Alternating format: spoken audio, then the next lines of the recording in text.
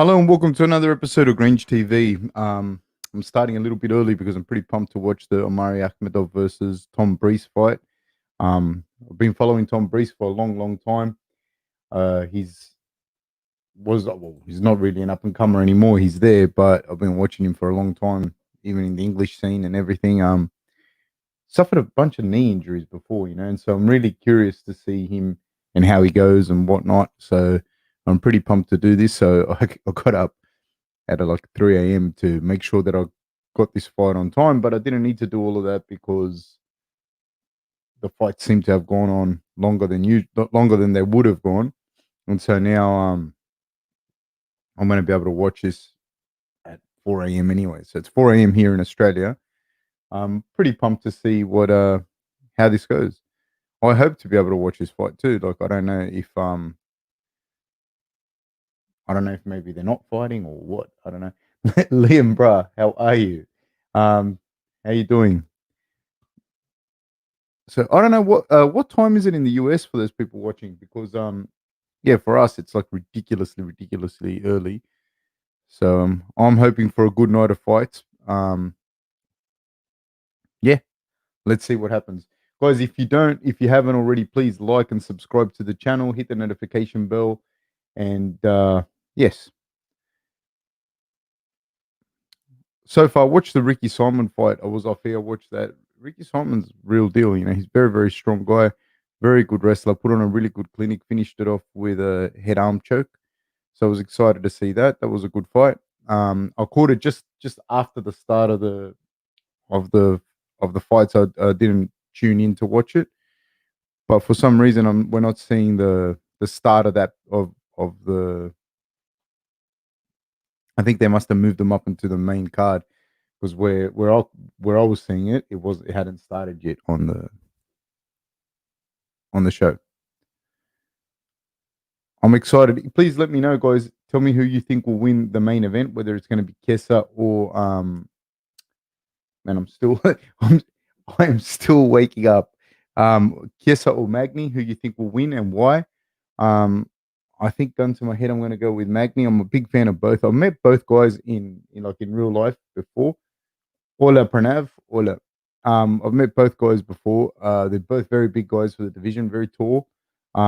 Yes, I met him. He was still fighting at lightweight. I couldn't believe how big he was when I saw him. He was uh, wasn't ready for a fight or anything, so he actually looked huge, and I couldn't believe that was actually Michael Chiesa and how he got down to lightweight. I didn't understand that. Huge guy. Um, So yeah, but I think he's a little bit mechanical with his stand up, with his boxing. He's a little bit mechanical. He's a good wrestler, but Magny also grew up wrestling. A very very good grappler. He's beaten a lot of good guys. Very durable. He's got a great chin. Yeah, man, Pranav. He was a huge lightweight, and he's an enormous welterweight now.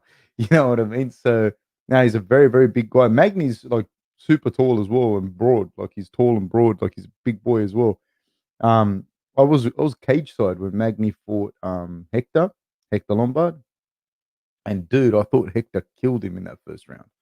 I thought he murdered him. Like he hit him so hard, so many times. I was like not far from the fight. I could hear the shots, like boom, boom, boom, boom, bouncing off Magny's head. It was like he did something personal to Hector. Hector was hitting him so much and so hard. I thought he was going to kill him. And then, man, he survived that. Just on that, I was so man, I was so impressed with him surviving that. And then he came back and won. So I think Magny's no joke there. Um, I think his stand ups, especially as the fight progresses, his stand ups a little bit more fluid than Chiesa. Although Chiesa, I'll give the edge to. He's got very good top game grappling and wrestling, for MMA. So if the fight progresses past that kind of 7-8 minutes, and I think that the striking fluidity of Magny is going to get it. That's my opinion. I'm really excited to see this fight that's coming up now. That's what I woke up extra early for, and I don't know, man. Like they're meant to have started. from my understanding, the fights are meant to have started. So Um, yeah, in answer to Suleiman Douglas's question, when are the fights starting? I don't know. I thought the fights would have already started, but my understanding of it was that these two guys were going to be in the prelims, but it looks to me like they've been moved up the card. That's my understanding of it. So hopefully they'll kick off now. Yeah, no, easily. The guys that are fighting in easily the guys that are fighting at 170 walk around at over 200. Most of them would easily. So they're big guys. Yeah. Um. Yeah, I think so. Look, when gun to my head, depending on how it happens, I think if it goes a little bit further and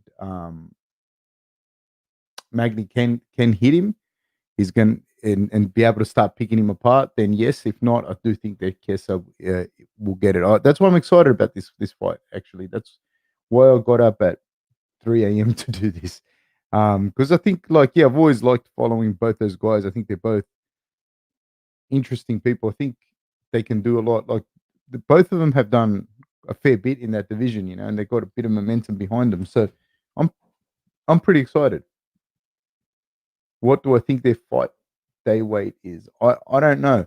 Um, the fight day weight is not like a lot of people talk about that as well. Like how like to signify whether someone's a big or a small whatever weight. Some guys are super lean. Like Magny is super lean all the time. Like there's no like he's like bone and muscle. Israel Adesanya, same thing. Like people go, oh, he's not that big. He only weighs this much on fight day, but the dude's bone and muscle. There's like nothing. And then you see him off season when he's walking around, and he's still bone and muscle. Like there's still not. He doesn't get fat. So you're still talking about some big guys. So I don't know what they weigh in. I don't know what they would weigh necessarily come fight day. I would imagine somewhere around.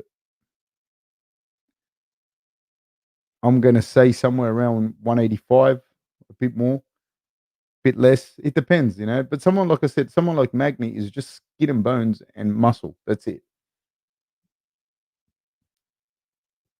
So it's not just the weight itself. It's like their frames. They're big guys and they're very lean. And so it's not just the weight that the people walk around at or the weight that people get into the octagon is. It's also the weight that they can carry and they can carry comfortably and athletically. No, it wouldn't, Liam. No, it's not the keto diet. You don't want to be at a point where you're not eating carbohydrates and you're not, because you need that as like glucose is the only thing your brain uses. So no, you don't have. It's not just fats and protein. It shouldn't be. I think some people do. Some people get to a point where they're just on a lovely diet of air and water. But no, generally not. What's my dream MMA matchup? Mine's probably Vanderlei versus Melvin Manhoef. Dude, right now, honestly, I'll say this, but this is just me. My the matchup that I'd like to see right now is probably Israel versus Gokhan Saki. I'd love to see that. Um, I just think that'd be a barn burner. Wouldn't go the distance. Uh, those two guys at light heavyweight, I'd like to see that fight for sure. That's me. If you ask me, my dream matchup at the moment, at the moment, but I like the fights. And I don't necessarily want the whole shebang. I just like watching the fights, and I think that would be a good one. I've always watched Gokhan Saki, and I love his hand speed and his use of boxing and his ability to kick as well. Like he kicks with amazing dexterity, and he's fought everyone in the kickboxing world. So I would be absolutely pumped to see that fight. If you ask me, if I could just pick a matchup, that's the matchup I'd do. I'd like to see them. I'd like to see that fight in MMA. I think Umar Nurmagomedov already fought. Yeah, and he won. He won with a submission. I didn't get to see that one. I was well and truly asleep. No, I'd like to see Izzy versus Gokhan in MMA. I'd like to see that in MMA. With the 4 ounce gloves inside the cage. I imagine it would probably be a kickboxing fight. So like it'd become just a kickboxing fight anyways. But I'd like to see them fight with just the possibility of them going anywhere with it, and just as close to a free fight as possible. So that to me would be a cool fight to watch. Gokhan Saki, yeah, and Izzy. I've always liked it. I've always liked both of them as as fighters and kickboxers and whatnot. But I've always followed Gokhan's career, and I've always followed Israel's career as well. So that one would be interesting, man. That one would be interesting. I would like it. I would like to see that fight a lot. He's fought everyone. If you think about the people that Gokhan has fought in kickboxing, he's fought the who's who, and that's exciting to me. That would be a good matchup. Where are people watching from? What country are you guys in? Because here it's 4 a.m. It's so early, man. I got up so early to watch this. And now the fights aren't starting, and I just want them to start the fights because I got up so early for it. So let me see here.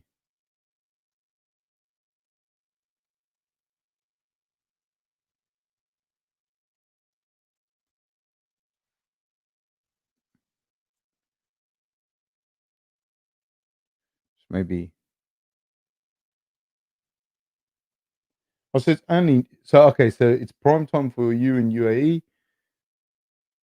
So it's only me that got smashed today. Only the Australians. Oh, another one, another a Queenslander, a fellow Australian. So you're up early as well, mate. Why are you up so early, Chris? So UAE is prime time, NYC noon, Iceland 5 p.m. Nice, nice, nice. Yeah, for us people in Australia, man, you got to be super keen to get up to watch this. I'm actually very pumped, man. Tom Brees is someone I've been following for a long, long time. He's actually a guy that I'd like to get on the podcast. He's he has a very, very interesting story.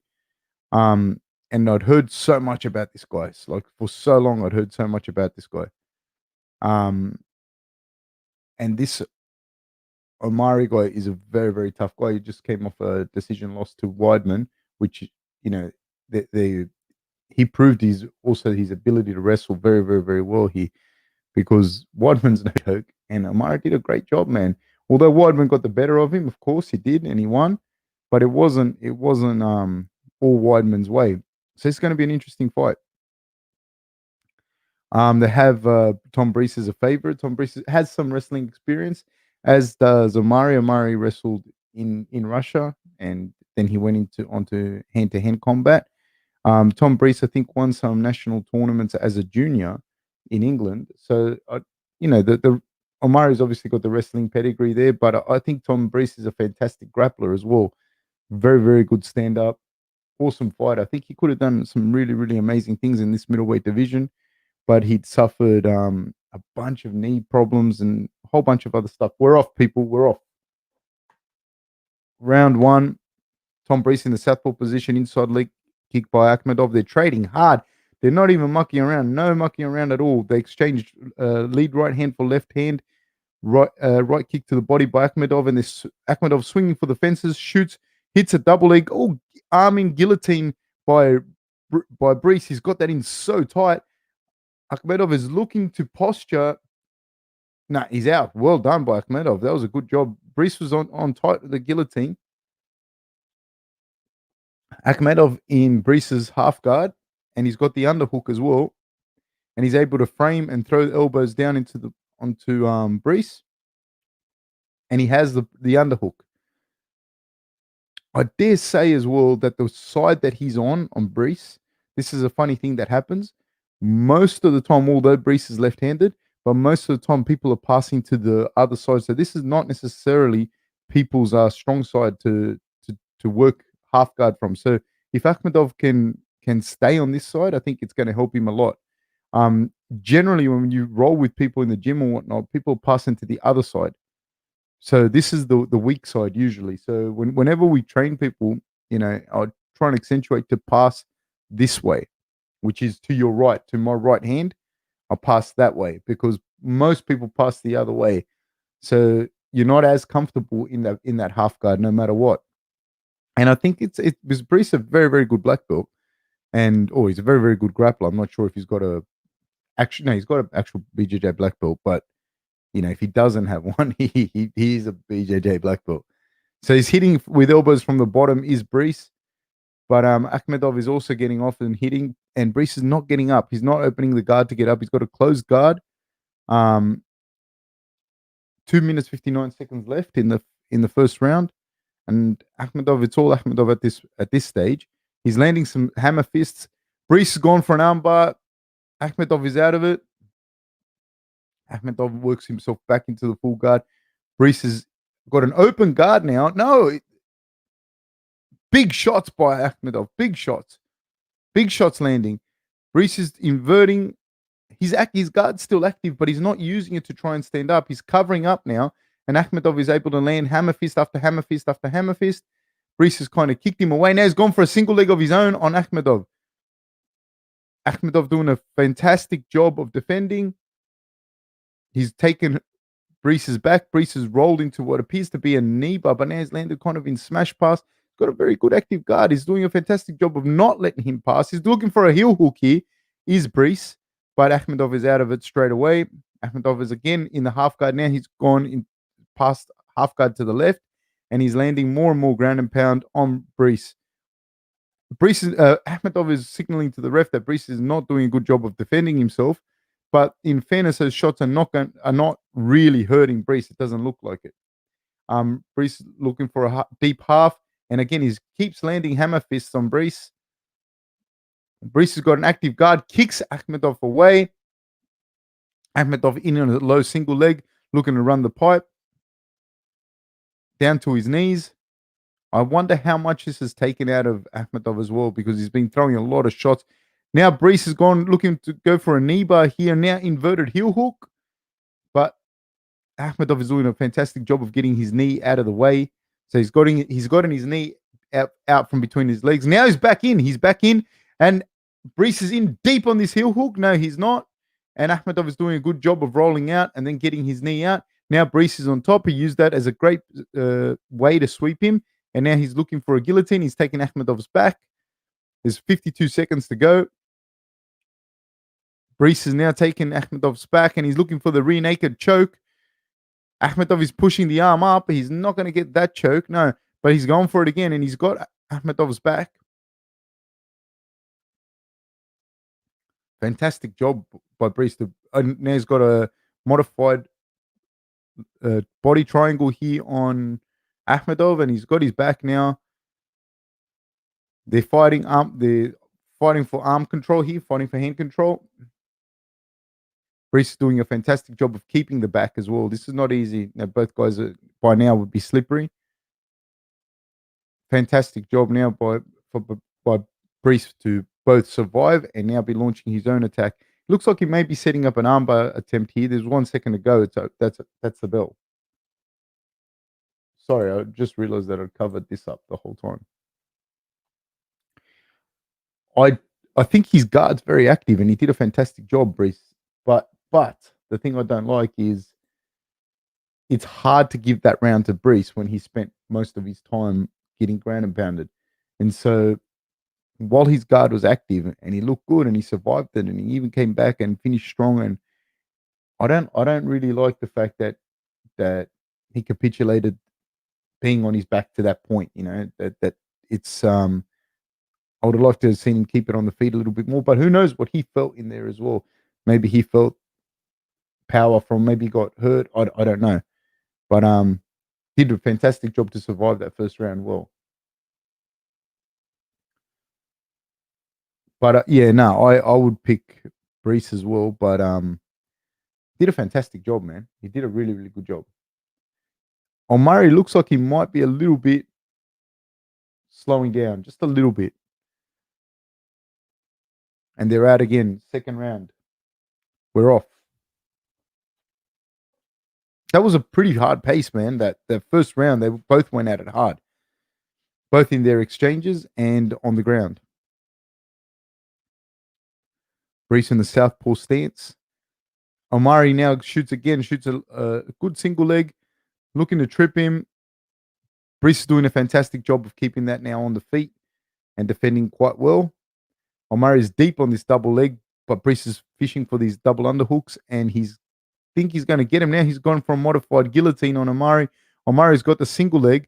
Great job of balancing by Brees to keep himself up. If he can keep Omari from taking him down, it's going to be very, very difficult for Omari to keep going. I think it was Omari. Oh, now there's an entanglement here.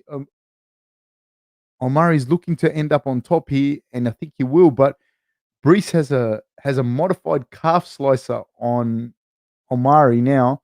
It's in really deep. This calf slicer is in deep, but he could get he can get armbarred here. Well, he can't because the fence is there, but that would still allow Omari to defend that. Now Omari is on top, basically gone to mount. He's got a head arm choke. It's very, very, very deep, and Brees is going the wrong. I think he's out. Brees is out. Brees is out. He's out. No, he's saying he's okay. Omari is in deep on this arm triangle. Very, very deep. It looks like Brees is out. Yeah, no, he tapped. He tapped. Omari wins that. That was a super cool fight. It was an interesting fight. I'm glad I got up for it.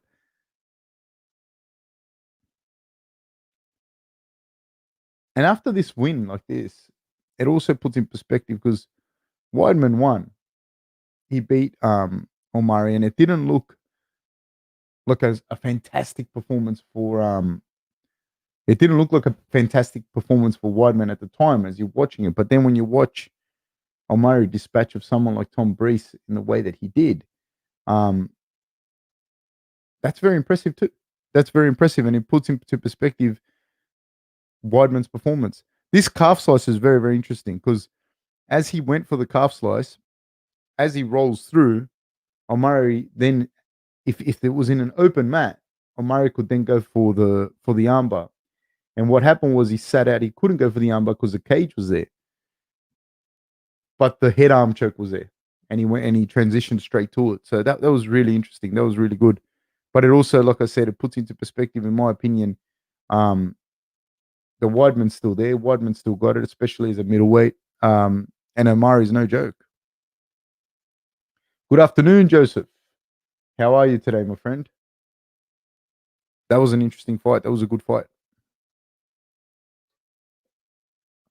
He did a great job of holding out for so long. But yeah, that was deep, man. That was a deep choke. That was fantastic work.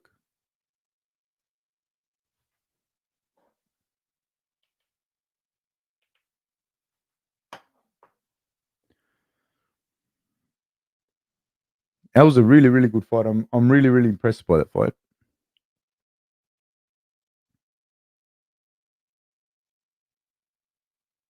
So where do you guys see Omari sitting in this middleweight division then? What's next for him? What does this mean? How do you prepare a fighter who's used to a 3-rounder for a 5-rounder? Um, it's not, you know what the thing is, a lot of people think it's just cardio, which it is. Of course, there's a lot more cardio. You're going to spar 5-round fight. You're going to spar more, like 5 rounds, to get ready for that as well. But a big difference is the timing of a fight and the energy levels. Like, I think a lot of people don't understand that a 3-round fight, you still got to be super, super fit. And arguably, you've got to be just as fit because the timing's different. The intensity at which you fight 3 rounds is not the same. The pacing, the intensity, all of those things are very different between a 3-rounder and a 5-round fight. So your ability to pour it on in 3 rounds, like the tactics that you use are different. You don't have that much time in a 3-round fight. Like in a 3-round fight, if you lose 2 rounds, you have to finish the guy. In a 5-round fight, you can lose 2 rounds. You can lose the first 2 rounds and win the next 3, and you still win a decision. So the way that you train someone, it's not just the fitness. There's also the tactics involved, the energy systems that you're going to use. Um, you can get away, like I said, you can get away with starting slower. You can get away with losing a round. You can get away with a lot of different things in a 5 round fight that you cannot get away with in a 3 round fight. In a 3 round fight, even if you lose it 1 round, like it's hard because you could lose 1 round, the next round's one way or the other, you don't know, and the third round it could go, that. So it's not like 5 round fight is very different in that regard, and so I think not just your fitness but your tactics and and your strategy is very very important. Between the two fights. Is the 10-point must system the best method of scoring in MMA? Have you thought of any alternatives? It's hard because whenever there's a subjective decision like fighting, um, it's never going to be very very clear. It's never going to be 100%. People aren't going to be happy with it, no matter what. I think Pride. I liked the way that Pride did it back in the day. They had a yellow card for you for stalling, um, and they had also they judged the fight in its entirety. So it depended on not just how you finished or if you won. Say again, like I just said then, like it, you couldn't just win 2 rounds and then coast the third one, because if the guy came on strong in the third round and he was the one winning the fight, so to speak, in the third round, and he went the whole way, then without finishing you, then he would probably get it, even though he won 5 minutes of a 25-minute fight, for instance. But if he finished stronger than you and he looked like he was actually winning the fight, then he would probably get the nod in Pride. The other thing that changed with Pride, though, they had the first round was a 10-minute round, and I think that changes things a lot as well. So it's not you. There's one thing is one thing is the way you score the fight, but the other thing is also so the criteria, and that is one thing, but then how the fight is structured itself matters as well, because if you have a 1 10-minute round right at the start, like there's a lot of time there for the fighters to sort that stuff out themselves, and you got to be proper fit in that. There's no break. There's nothing going to save you in those first 5 minutes. So the bell's not going to save you. Again, it changes your strategy. Um, so I think the 10-point must system, to me, it works, but there's things that don't work as well. Like there's things that don't work about it. Anytime that there's a subjective decision, people aren't going to be happy with it. I think though overall, man, most of the time they're still getting it right. Every now and then there's bad calls. Yes, of course, 100%. We have watched it together here a bunch of times, and I can't hear the commentary or I can't hear it, and I think someone won, and the other person gets a call completely different. However, there's also a thing that I could be wrong. Just because I thought someone won doesn't mean that they won. Thank you very much, Julian. I really appreciate that you enjoy the commentary. I enjoy doing it. I love doing it. I'm glad that you guys watch, because if you guys don't watch, then I can't do the commentary. So I'm super happy that you guys watch this and support, and that you know, write, you guys comment and tell me what you think. I love it, and so please do so. Akhmedov versus Weidman. They've already fought, man. They've already fought. Weidman won. Um, but I think Weidman's going to fight Hall, and I think Hall versus Akhmedov would be a good fight. Definitely, I agree with you, Joseph. I definitely agree with you. And it was a good fight. He and Weidman was a good fight. It was, and a lot, and that's the thing. Weidman copped a bit of criticism because they said he didn't look that good. But then you watch Akhmedov now, and you watch him against Tom Breese, and anyone that knows Tom Breese knows he's a real deal. He's a big guy, and he can strike, he can grapple, he can wrestle, he can do it all. And Omari did a fantastic job of putting him away. Nah, Eli, man, it's now it's almost 4:30. in the morning. So no, Eli wasn't going to get up. He lives about an hour and a half away from me. So every time you see him come here, it's been a trek. He gets up early in the morning and comes here, which is not fun. Sometimes he hasn't slept and he comes here because he's a fireman.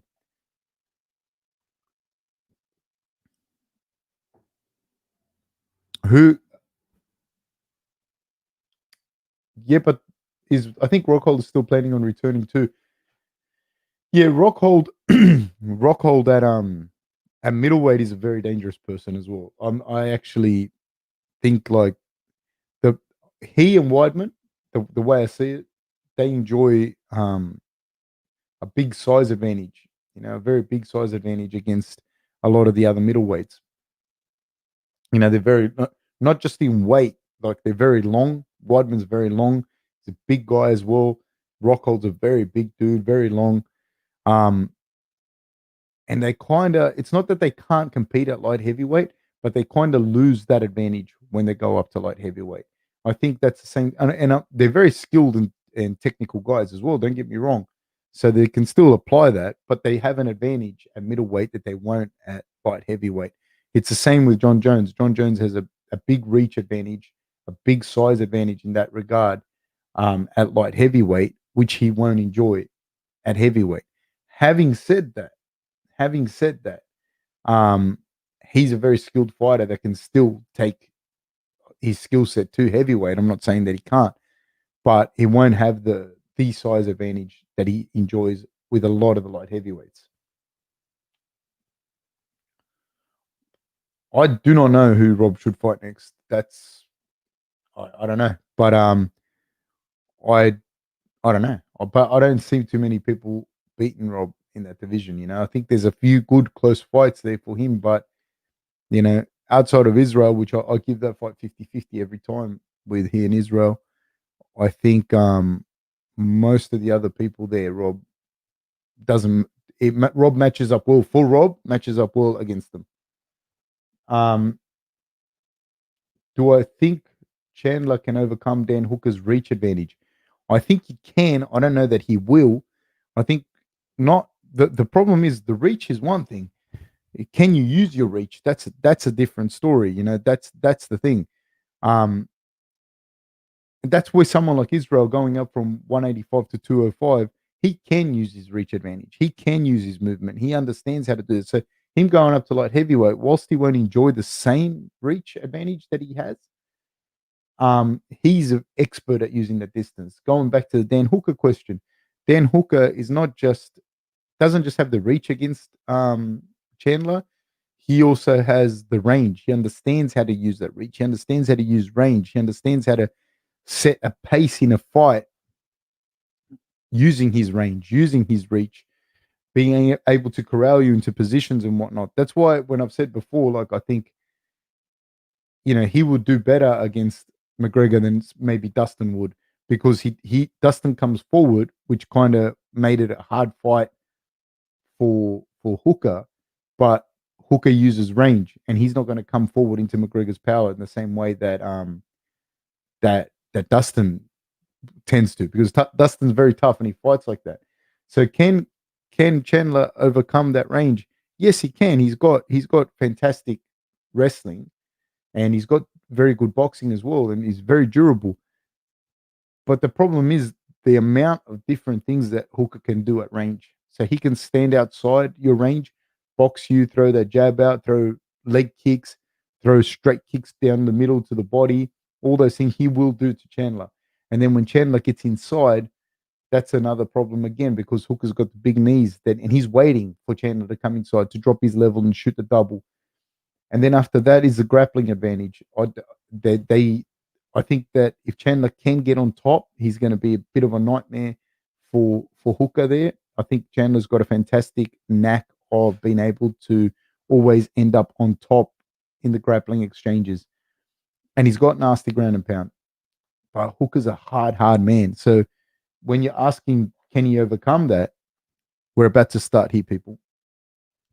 Can he overcome it? Yes, he can. And he's got power in his hands, but it's going to be very difficult for him, in my opinion. We're off, guys. So we got Silva versus Murphy. Silva in the southpaw stance. Well, they're both in southpaw stance. Murphy looking very, very fluid, jabbing, feinting with the jabs, establishing his distance. Silva's not looking as comfortable on the feet as Murphy, nowhere near. Murphy's doing a great job of gauging distance, hits him with a 1-2. Silva did throw a inside leg kick. Wings on a right hand now from he was in the orthodox position. Now they're both in southpaw again.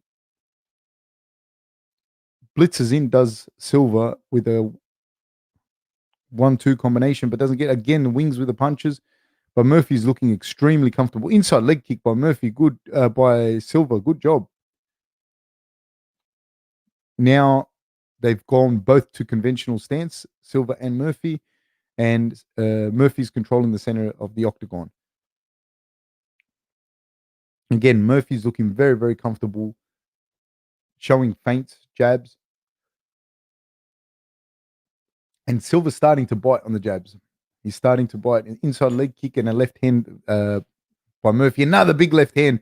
That left hand partially landed on Silva. Big calf kick landed by Murphy. Huge calf kick.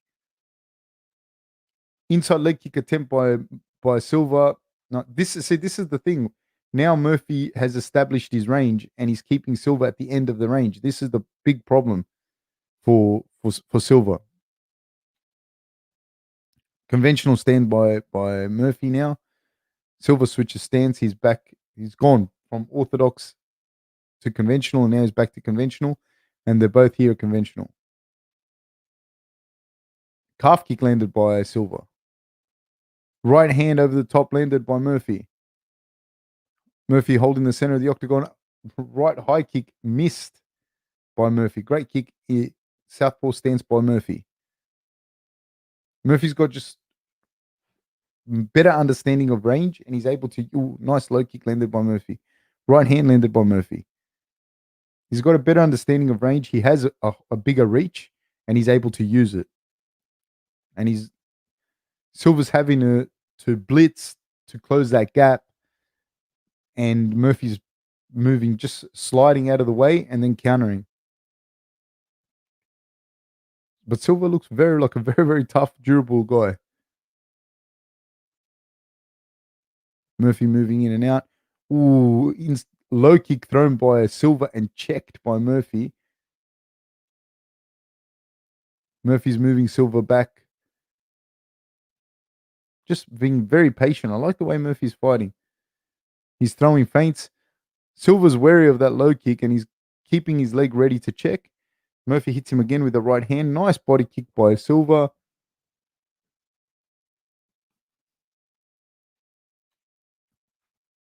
So both guys, again, Murphy's being very, very patient with it. Silva's doing a good job. He's doing a good job of surviving this because he is at a disadvantage. He's quite mechanical with his boxing, but he's doing a good job of not getting hit as much as he could have been. Now he's controlling the center, throws a big left hook, does Silva, and misses. There's a lot of they're both guys are switching stances a lot. But I think that Murphy's understanding of striking is a fair bit bigger than Silva's. Silva hits him with a blitzing combination though. Very, very tough guy, Silva. Big right hand by Silva, left hand answer by Murphy. Inside low kick by Silva, 47 seconds to go.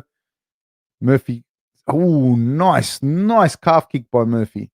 Very good. So he feinted. He did a very good job of feinting a body jab, feinting a jab to the head, drawing the attention away. And then as Silva starts to defend and go into more of a boxing stance, that left leg comes in, the left toe starts to point across Murphy's body, point inwards for Silva, and Murphy's able to land that calf kick. Very, very smart. Very good job.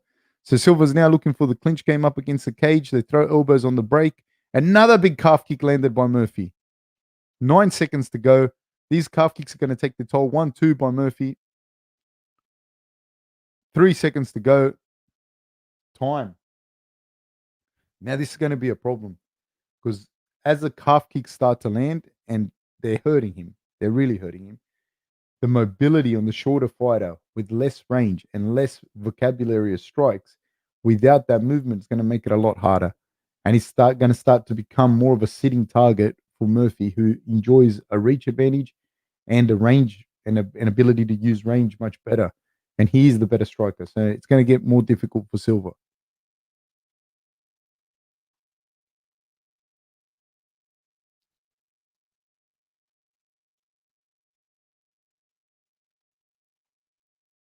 So yeah, I definitely feel that the weight cut took a bit out of Rockhold. He's a gigantic middleweight.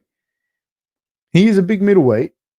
He is a big middleweight, but at the top, man, all those guys are big middleweights. Every single one of them, like every single one of those guys are big guys when you meet them in real life. Every single one of them. We're about to start. Just about to start this second round, and we are off, people. Second round. Again, keep your eye out for this. One or two more calf kicks, and Silva lands a calf kick of his own and then follows that up with a left hook. Fantastic job by Murphy of trying to get outside that lead foot, because now it's so nice takedown by Silva, but Murphy goes for an inverted heel hook, and now Silva has taken his back. Fantastic job by Silva to take the back.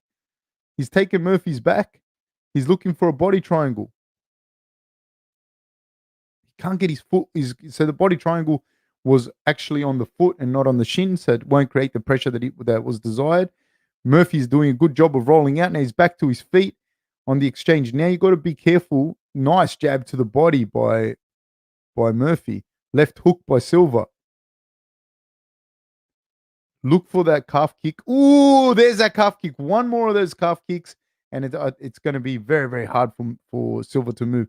Silva got hit with that calf kick and immediately changed stance to southpaw. But when it's orthodox to orthodox, I think that's really, really bad for Silva, because he just that calf kick's there all the time. And Murphy's very smart. It's not just throwing the calf kick willy-nilly. He's setting it up by getting him to get into a boxing stance. So throws a little boxing exchange and then throws a big calf kick. Now Murphy has Silva up against the cage. He's got a deep underhook. He's looking for the takedown. They rolled, and Silva did a fantastic job of getting on top. Now he's in Murphy's half guard. I don't know why Murphy went for that. Now he's in full mount. Silva is in full mount. I don't know why he made that tactical, in my opinion, tactical error, Murphy, when he's winning the stand-up battle by far. He's almost up to his feet. He's up on his feet now. From here he can start to try and peel Silva off him. Silva's got his back, but they're both standing. He hasn't got it now. Murphy is back up to standing. They've got a 50-50 here, over under both of them.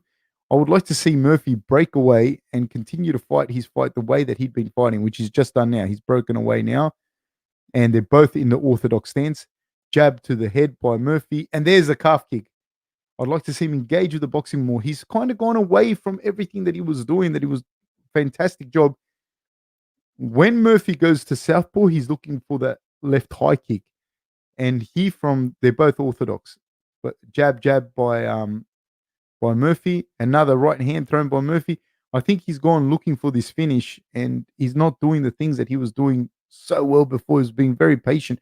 Left rip to the body by Silva. Good job, Silva. 1-2, big miss by Murphy, and Silva's coming forward now. Left high kick thrown by Murphy. Silva with a counter hook. Right hand over the top by Silva. Right hand now. Murphy's throwing one-off shots now. He's not being as tidy as he was earlier in the fight. And when he was being tidy like that, and he was throwing combinations and setting things up and using his range, he was looking fantastic. Now he's throwing one-off shots, like 1-2s down the middle, and he's not the same fighter he was in that first round. Looks like a low blow, says Silva.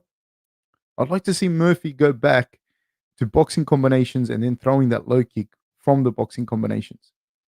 Silva's coming forward.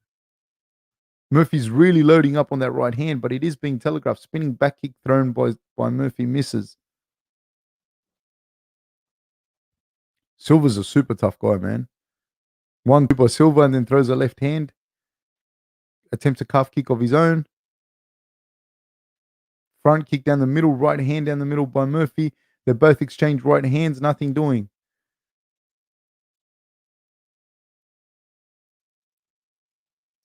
Silva's coming forward. Murphy's in the southpaw stance. They're both in southpaw stance now. Left hand down the middle by Murphy. Now they just seem to be exchanging. Blitzing in is Silva. Murphy hits him with a check hook on the way out. 16 seconds to go. There's the calf kick. There's the calf kick by Murphy. Fantastic job by Murphy. They exchange in the middle. There's 10 seconds to go. Front kick feint by Murphy. Silva's in the southpaw stance, gets hit with the right hand, and that's the wrap for that round. I would like him to use more of the boxing. Murphy, I'm talking about, to engage Silva into boxing, and then he'll turn his left leg medially, and that opens up the calf kick.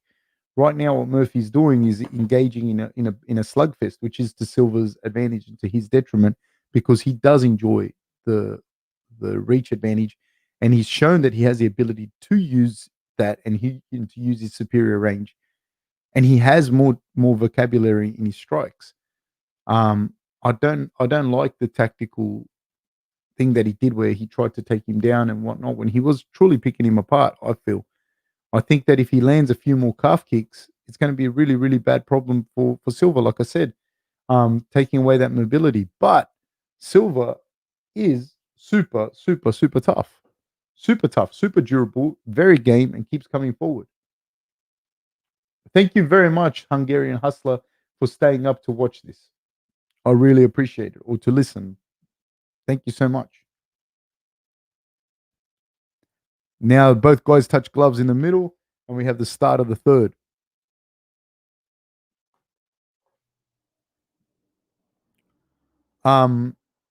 Silva is in the southpaw stance versus Murphy in conventional stance.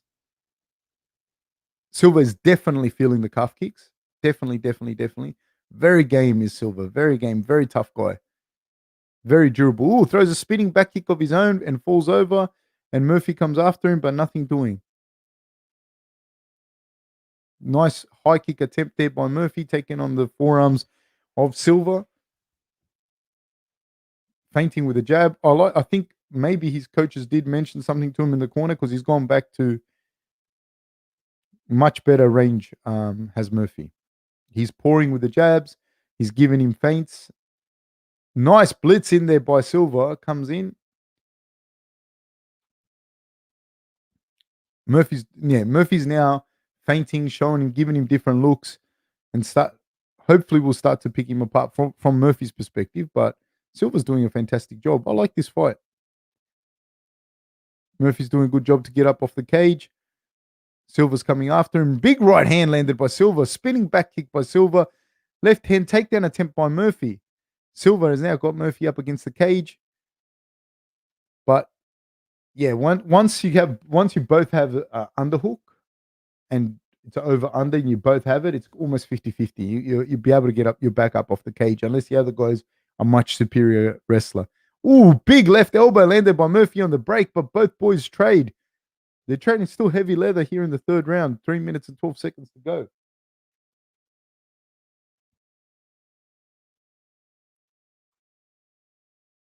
Ooh, body kick by Murphy. I landed on the cup, I think.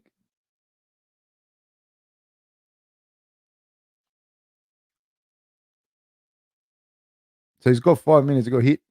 Let's see this low kick. Ooh, he got hit. Oh, that would hurt, man. That would hurt. The other day I was like just mucking around with my wife and she kicked like that. My wife can't do martial arts or anything, but she kicked me like flush in the nuts, like flush. And honestly, man, I thought I was gonna die. Like I couldn't. I couldn't breathe. I couldn't do anything. She dropped me so bad. So bad. Like it was bad. And the cup, yeah, you have a cup. It doesn't hurt as much as if you got hit flush, but it still hurts a lot, man. A lot. It still hurts a lot. So now it's 2 minutes and 50 seconds to go. I'm just a little bit behind here because he had the break. Um, Silva's coming forward. Again, Murphy with another takedown attempt looks to put Silva up against the cage. Silva, for some reason, man, seems to be the fresher fighter. And he just keeps coming forward to Silva. He's got a ton of heart, does Silva. Throws a looping left hook. They exchange. He hits Murphy with a right. He hits Murphy with an elbow on the way in.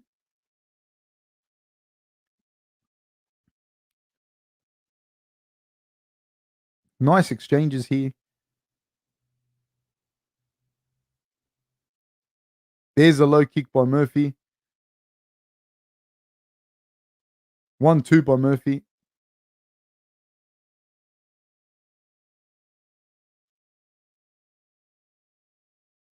Silva's very, very, very tough. Pause again with the jab. Does Murphy. Big right hand by Murphy lands on Silva. Again, Murphy goes looking for that low kick, but he didn't set that up with the strikes.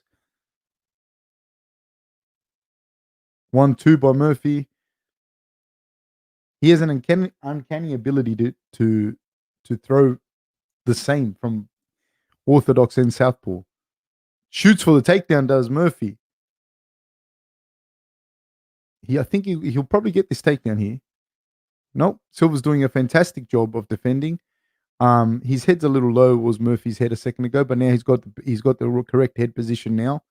Doing a great job of landing some uppercuts there, some little shots to the head. Silva's doing a good job of keeping this fight on the feet. But Murphy here can run down the clock. There's 52 seconds to go. There we go. Oh, Silva, very tricky. Almost got the reversal there. Murphy has landed in a kind of modified half guard here of Silva's. I think Silva does have a hook in or a butterfly in. But Murphy has the underhook on this side, and he's going to keep that underhook, I think. Silva's doing a fantastic job of trying to get up and staying in the fight, but Murphy's going to be able to hold him. He's framing on and holding down. He's got the head control and the underhook, so it's going to be very, very difficult for Silva to get up, I think. And from here, I see Murphy being able to land the shots and finish that round. There's only a few seconds to go, 7 seconds to go in the fight, and Murphy's landing big shots from the top. Not really landing them flush, but he's definitely throwing them in the eyes of the judges. I believe that this fight goes to Murphy. I believe, but I have seen worse decisions. That's just me. Thank you, sir, for the support. I really appreciate you, BA. Appreciate all you guys. OB Smarty from France. Thank you for watching, my friend. Thank you all, the Hungarian Hustler. All of you guys. I really, really appreciate it. Without you guys watching, man, then there's no show. So please like, subscribe, hit the notification bell, tell your friends about the podcast. Man, we need all the support we can get. So, yeah, no. I don't know. Going back to the question as well, I was just thinking about that with Hooker and Chandler. It's very hard, man. I think it's a very, very hard matchup for Chandler. That is not to say that Chandler isn't good or that Chandler can't perform, etc. Da da da da. I just think that Hooker of all people is a difficult guy for Chandler. I think he's got, you know, I definitely think that he's got the striking advantage, Hooker, and on the ground, I think Chandler's probably a little better grappler because I think he finishes on top better, gets on top a little bit better. But Hooker's very hard, man, very hard. He'll get to his feet. He's got a wide stance, good takedown defense, especially as the fight progresses. I think he's going to start to hurt Chandler and win. Joseph, coach, your take on Paulo Costa's manager calls for interim title fight against Robert Whittaker. I think it's not fair to Rob at all, and I hope Dana doesn't make that fight. I don't know. I don't know. I can't say. I think Rob beats him. That's I honestly think that, and I know I'm biased, but I think Rob beats him. I think Rob beats him quite comfortably. Um, I don't know about the interim title because I mean, realistically, Israel could go up, lose that fight, and he's back down at middleweight. You know what I mean? So I don't know if it'll. I don't know that.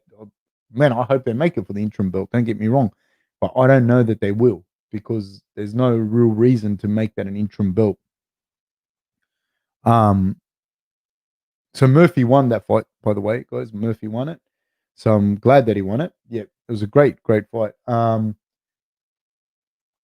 don't know that this is just me. I'm just saying this. You know, I don't know that Costa has the momentum as well to be able to get to fight for an interim belt, if that makes sense. Because after that loss to Israel, it's hard to make him to give him the interim belt, even if he beat Rob. You know, I don't, and I don't think he'll beat Rob. That no disrespect to Costa, but he got beat very soundly by Israel. So I don't know. I think it's smart on his management's part. I think it's very smart. I think it's the right thing to do. You know, I think they should be calling Rob out. They should be asking for an interim belt, 100% from his management's perspective. Yeah, for sure. Poirier versus Chandler.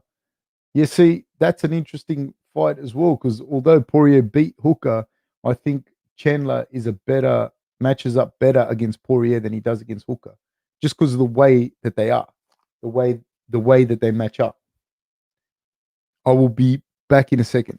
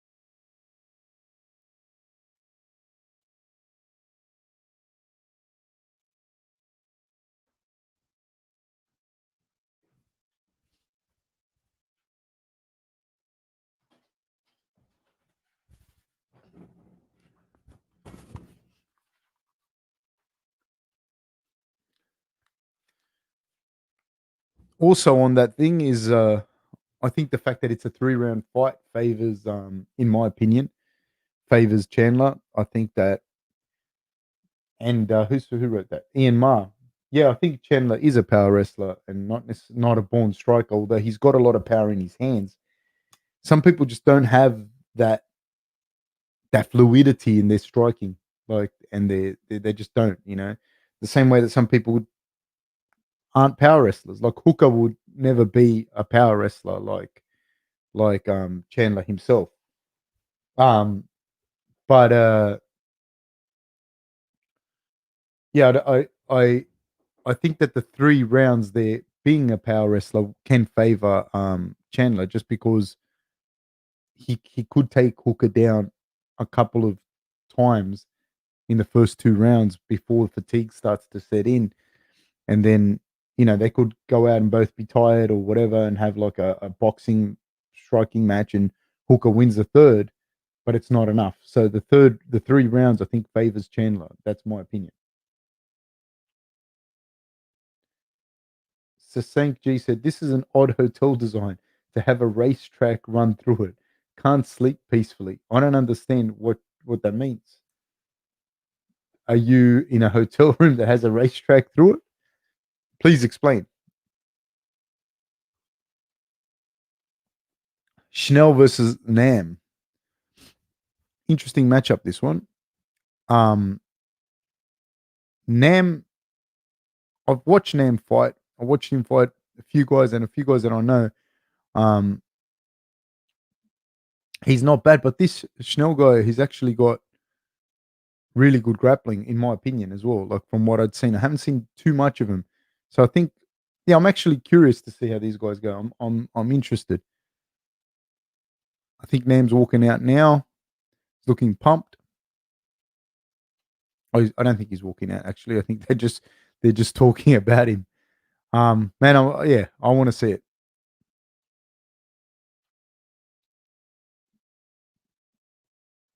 Nam is the Keita of the flyweight division. I don't know. Keita is good, man. Keita's got really good boxing, really good wrestling. I don't know. Let's see. He does have a big right hand. I'll give you that. He absolutely does. He's walking out now. Yes, he is.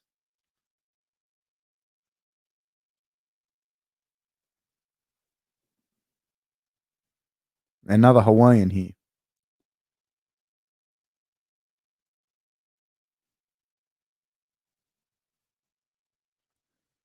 He's looking in great shape. He's looking ready to go. He's looking pretty pumped, very focused. Takes his shirt off. Having power at a lighter weight is very, very, very rare. So it's like someone like Figueiredo or someone like Nam that has a power, that big power at flyweight. It's a big weapon. It's a big weapon. What time is it where I am? Right now, it's about to be 5 a.m. I got up at 3 to start this. And the fights kind of ran late because I wanted to make sure that I was on time for the Akhmedov versus Brees fight. I really wanted to watch that. And so I started the commentary a little early, but the thing is, the fights didn't start till later, so like they started a little bit late. So I got up super early. And I'm in Sydney, Australia. What are your thoughts on fighters who only look for the knockout? Nam is one of those guys. Hard to look for the knockout, dude. It's hard, It's the knockout's got more to do with like, unless you got stupid power like Francis, but the knockouts got more to do with you just connecting, connecting at the right time, and connecting in the right place. So the precision and the timing is more important than you just having like crazy ass power, You got to have that God given power as well to be able to accumulate those knockouts. It's hard. It's hard, man, because as the fight progresses, it gets harder and harder. Like this, you can look up the stats. Like in the first, most knockouts occur in the first round, then the second round, then the third round, then the fourth round. People get stopped in the fourth and fifth due to attrition, but not. You don't see a lot of knockouts in the fourth, fifth rounds, third rounds. So it gets harder and harder. Like I think the knockout is something that just has to come. You see a guy like I think Yoel Romero. You look at someone like him. He would get knockouts in the third round of 3-round fights, and lots of his finishes came in the third round, and he'd get those knockouts. Now Yoel has crazy ass power, crazy stupid power, and he does look for the big shots, but he kind of has faith that he's going to just land it. You know what I mean? He doesn't, especially when he was at the top of his game. He wasn't just swinging for the fences. He wasn't like some wild fighter. He knew, and he would time things, and he'd look for it, and he'd look to land, not to knock out. That's what I'm trying to say. There are those fighters who throw all their straws in the knockout basket. It's hard, man. It's hard because as also what happens, man, and I've seen this with people that I know, and I've had conversations with people that have had, like a lot of physical power, and I've said to them, man, you're going to fight someone, and they're going to take your shots. They're going to not necessarily take. No, they can't take my shots. No one can take my shots on the chin. And it's like, yeah, no, they can't take your shots on the chin. Like, if my daughter hits me flush on the chin, I'm gonna feel it. But you're not gonna hit these top of the range fighters flush on the chin. They move, they're moving in different directions. They're getting just out of your range. And as you get into the upper echelons of the UFC, these guys are super, super, super tough.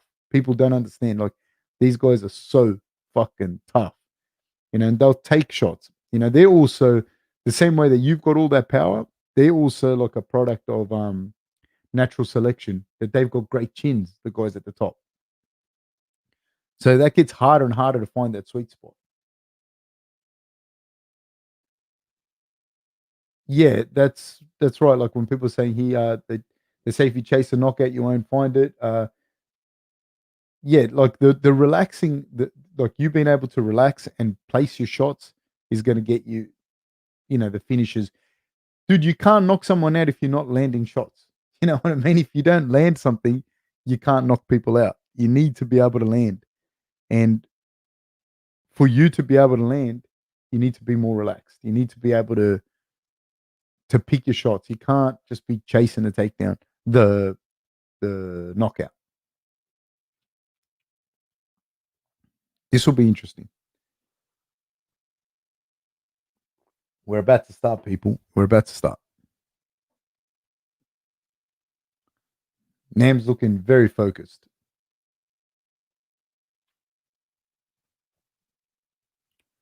So, Saint, I will get to you in a second, my friend. We're about to start. We're off. Both guys in the orthodox stance. Schnell attempts a kick of his own. Nam catches it, takes Schnell down. Nam's doing a good job of corralling, cutting off the octagon. Didn't engage with Schnell on the ground.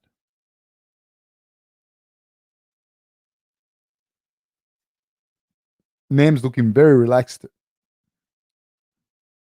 Looks very, very obvious that that he backs his power a lot and that he backs his stand up.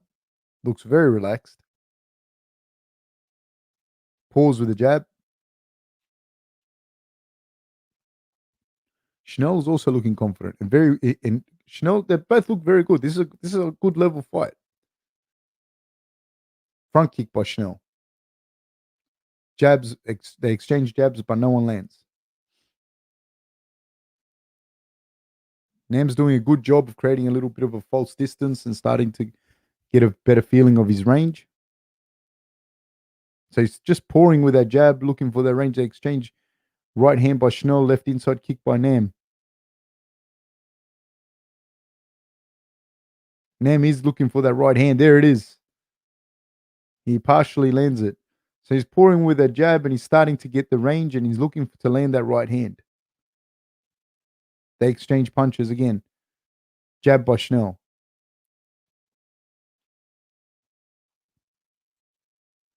Nam starting to, you can sort of see him loading up on that right hand. Left hand landed by Nam. Flurry of punches by Schnell partially lands on Nam.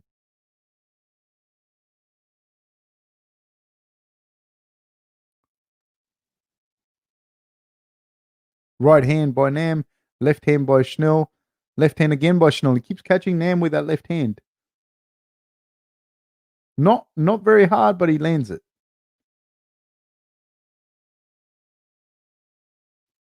Jab landed by Schnell.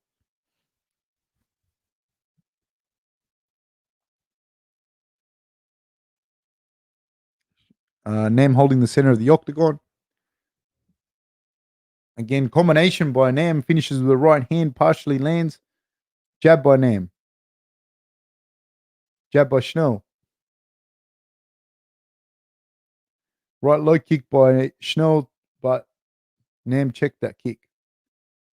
Nam's corralling and controlling the center of the octagon. 2 minutes to go. Oh, left hook landed by Nam. Front kick by Schnell.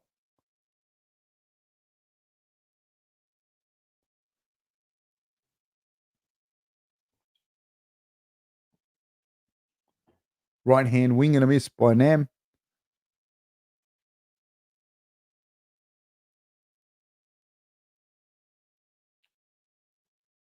Nam doing a good job of corralling Schnell, but Schnell is very aware. Very aware. Nam has managed to corral him. Ooh, 1-2 to the body by Nam. Or 2-1 to the body, rather, by Nam. Nam's looking for that left hook or left body rip. Schnell's very wary, though. Schnell knows exactly what he's looking at. He came into this fight very well prepared. Both guys did. Right hand, wing and a miss by Nam.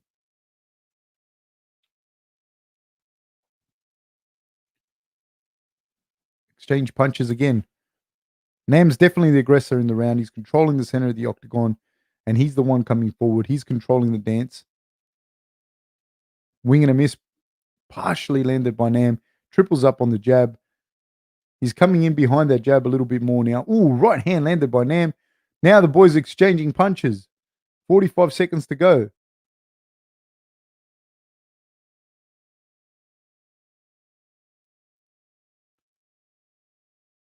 But Schnell's smart as well. Schnell's not standing in the way of the power, and he's moving. He's got good footwork. He's very comfortable. He keeps getting that hand up as well. So Nam doubles up on the jab, partially lands. Little left hook landed by Schnell on the break there. 17 seconds to go. Combination thrown by Schnell did not connect. Again, another combination by both guys. Neither one of them is landing flush, landing big shots flush. High kick, wing and a miss by Nam. That's a round. Nice round. That was good. I liked it. Yeah, Schnell is punching a little short, but that's also because he's wary of that power of Nam coming back at him. I think one of the good tactics to use when you fight someone that's got a big right hand is to throw that left high kick, and that makes the person keep that right hand at home. So the right hand's here if you're fighting orthodox to orthodox, or even if you're southpaw. But if you throw that left hand in combination, if you throw that left high kick in combinations at the end of a combination or in the combinations, it makes them keep their right hand at home a little bit more, and it does a few things. One of them, the hand has to stay here, so you can't throw that right hand at the same time that you're throwing the left high kick, because it's going to land. So they start to become a little bit more wary of throwing it, and if they do take it on the arm, it starts to wear their arm away a little bit. You can't let someone that's got a big right hand be able to dictate it, because then you're going to be reactive to their right hand. So you need to be able to make them start to question, when can I throw this? Can I throw this? I'm gonna, so you can't be reactive to them. Round 2, we are off, people.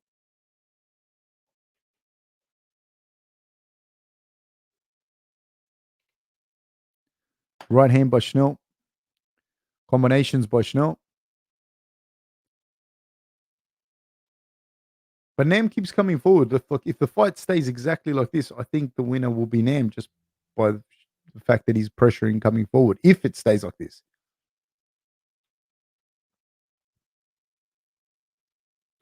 Again, Nam being patient but coming forward.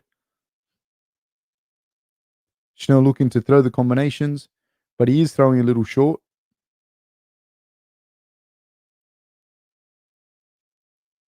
Yeah, I didn't score that to Schnell, but I just looked up, and some people saying that Schnell won that round. I don't know. I didn't see him land anything of significance, and in fairness, I didn't see Nam land a lot either of actual significance. The only thing that I can see is Nam coming forward a little bit, but yeah, there's not. Ooh, right hand landed by Nam, moved Schnell almost lost his mouthpiece on that one. But Schnell has been landing little hooks and jabs on Nam's eye. That's one thing I will say. He has been landing that. Now he's coming forward a little bit, and he's starting to land more shots on Nam.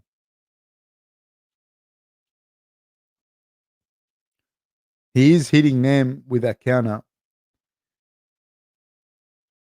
He's hitting Nam with the little jabs right above Nam's right eye. Big right hand landed by Nam again. Left hook thrown by Nam. Again, another left hook partially taken by Schnell, but Schnell is finding a home for that jab, and Nam is a little bit hurt over his eye. You can see it on his right eye. Schnell's starting to land a little bit more. The jabs that Schnell's landing are not flush. They're not like hurting him, but they're landing. And you don't need a lot to start to cut and mark up that eye.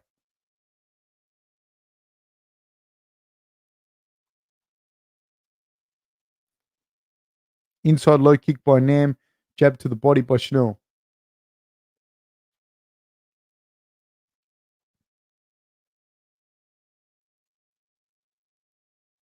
Nam keeps coming forward.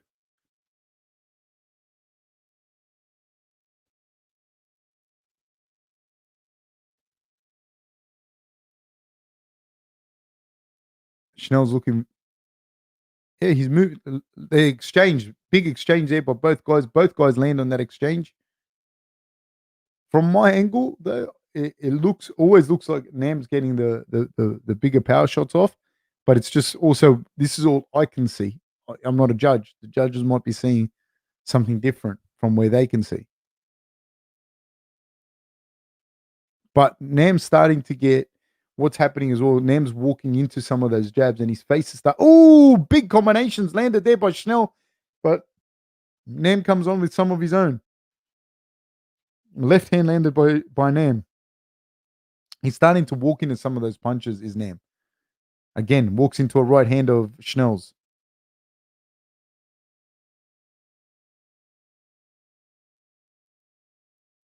On the fight stats, it shows that Schnell's landing a lot more headshots.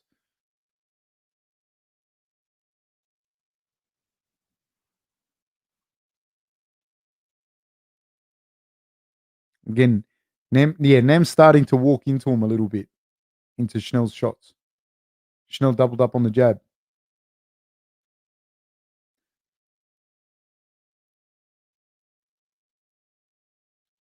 Nam looking for range.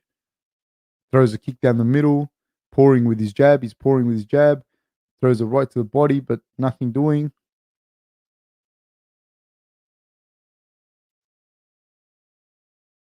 Good movement by Schnell. In this round, Schnell is definitely outlanding Nam. Definitely outlanding him.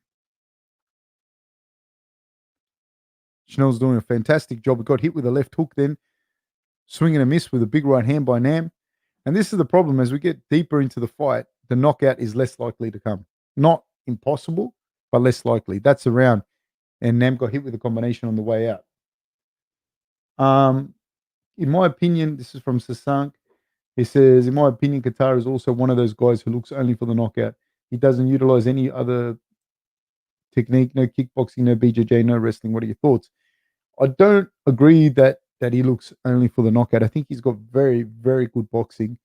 I do think that that's the major thing that he uses, and it works when it works. But there have been times where he has been outboxed or he has been out volumed with striking, and he doesn't go to a plan B. There doesn't seem to be a plan B.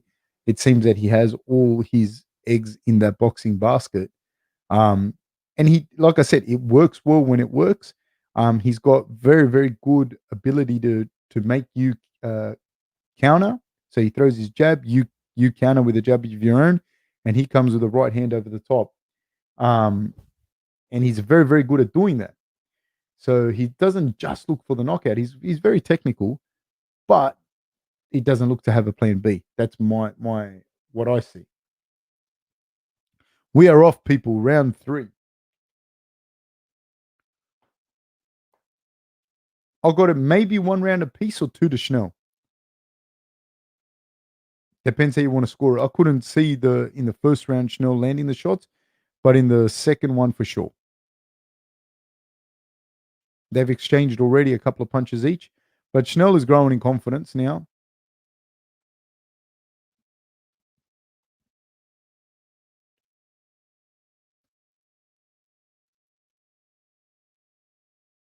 Right hand landed by Schnell. Now Schnell's starting to land more jabs, more right hands. and he's just placing them. He's not loading up on them. Whereas you can see that right hand being thrown by Nam. Chanel just landed a 3-piece combination there, landed them all, and Nam threw a massive right hand and missed. Chanel's doing a great job.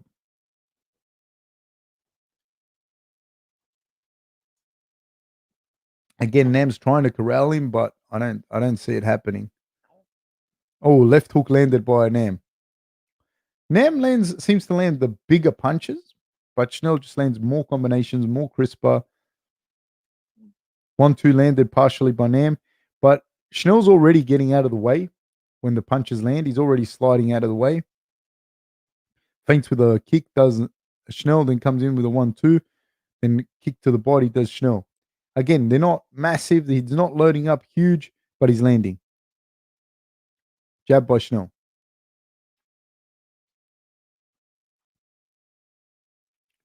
Exchange punches again in the combination, and neither one fully lands, but they both threw.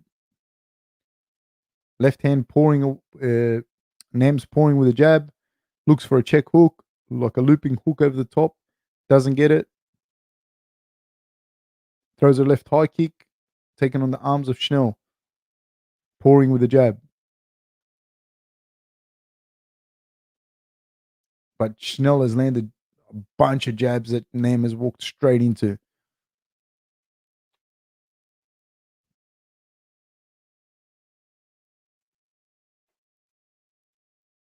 Big combination by Chanel. Nam lands a left hook. But see, it was like 3 punches he took to land that left hook. And they're exchanging punches. And he doesn't have the same power in those hands now at the bottom of the 3rd round. You just don't have it. No one does. I mean, he still has power. I mean, he could still knock you out, but it's much less likely now. A wing and a miss with the right hand by Nam.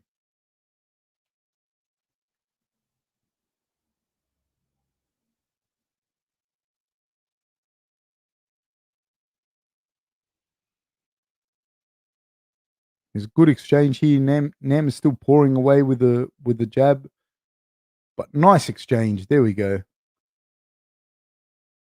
Nam is finding a bit of a home for that left hook, but it's always coming off the back of him getting hit with 2-3 shots, like with Chanel doubling up on his jab, and then Nam landing the left hook.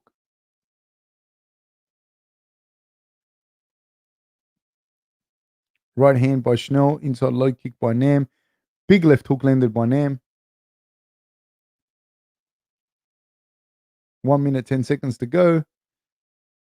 Nam pouring again with a jab. This basically looks like a boxing match in the octagon with some kicks. But more than anything, it's a boxing match. Chanel's doing a fantastic job. Massive combination thrown, but missed by Nam with a straight right left hook, but he missed. And when he misses by a lot.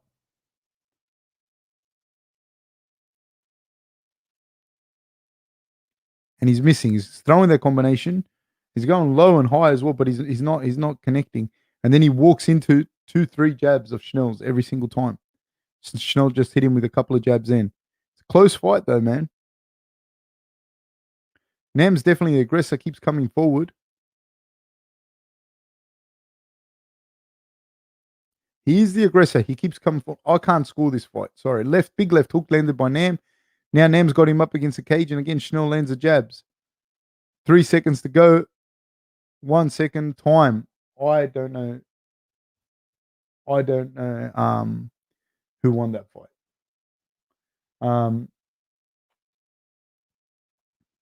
Hassan Ahmed just got back from maintaining the tip-top condition of the main. How far away are we from the main event, Fab? Yeah, a fair bit away, man. We're not no. About 3-4 fights away. Yeah, I don't know who won that fight. That's what I mean. Like, to me, that was a super close fight. I don't know who won it. Because I also have to allow for the fact that I can only see my view. Like, I can only see the shots that are landing or not landing from here. Whereas when you come into an exchange, and this is what people don't understand as well when they criticize the judges, is you're not you're not ringside, and you're only watching from this angle, so you can only see the shots that you see on TV. Sometimes you come in on an exchange, and one guy lands it, and the other guy lands it too, but on the TV you only see the one guy land. So I don't know who won that fight. I really don't know.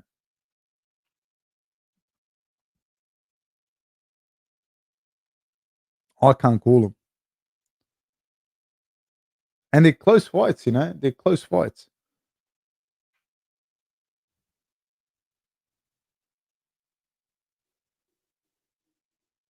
Let's see who wins. They're about to do the decision now. Schnell looks very confident that he won. Nam's sporting a cut below his right eye. Schnell, in fairness to Schnell, doesn't look like he's even been touched.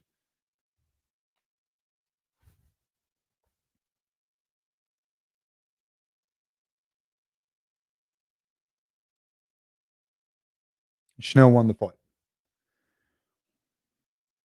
I can see that. Like, it was just, but it was a very close fight. Like, I can't. I had I had Nam winning the first from memory, and then the second and third were close, man. Were close. It's hard to say, man. It's hard, and it's hard to quantify as well when people go, he landed these many shots or he landed that many shots. To me, the way it looked to me was, um, Nam was eating combinations every time he'd walk in, and they weren't massive. They weren't huge shots, but they were landing from Schnell, and the bigger shots were landed by Nam. But the bigger shots were landed by Nam, but Schnell took them, and that's something as well that, like, he wasn't really landing flush and hurting Schnell either, and Schnell was catching him with combinations on the way in, and fair enough. That's a fair enough.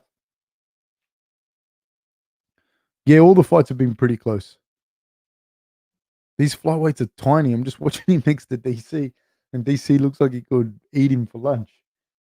Schnell had good stroke volume, and he stood toe to toe with one of the best boxers in the flyweight division. He did, but he didn't just stand toe to toe. He was smart. The way he used, like, he moved, he used his footwork to get out of the way. He didn't stay there to get hit, and he wasn't there to get hit all the time. So it was interesting. Who have we got next?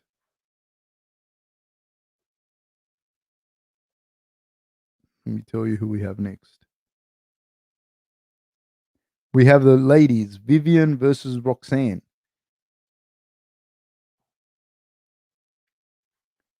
So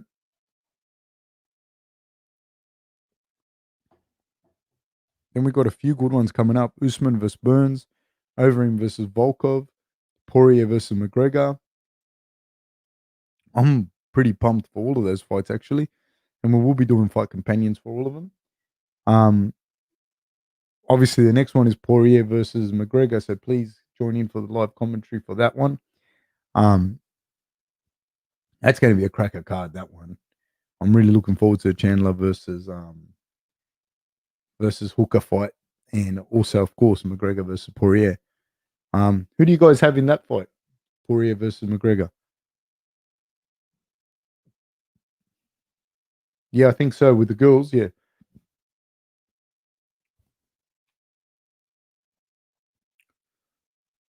Man, Dustin comes forward. He's a super tough guy, man. But I think that's going to be his demise against McGregor. Like, he can't just come forward the way that he does. You know, that's my opinion, anyways.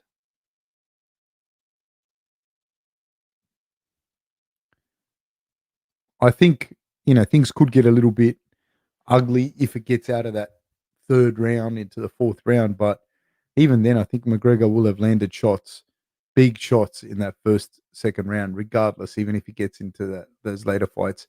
Because I don't see him having the takedown abilities to threaten McGregor the way that a Khabib does or someone like that. And I don't see Chandler having the fluidity in his striking to be able to challenge Hooker on the feet in that way. That's my opinion on that.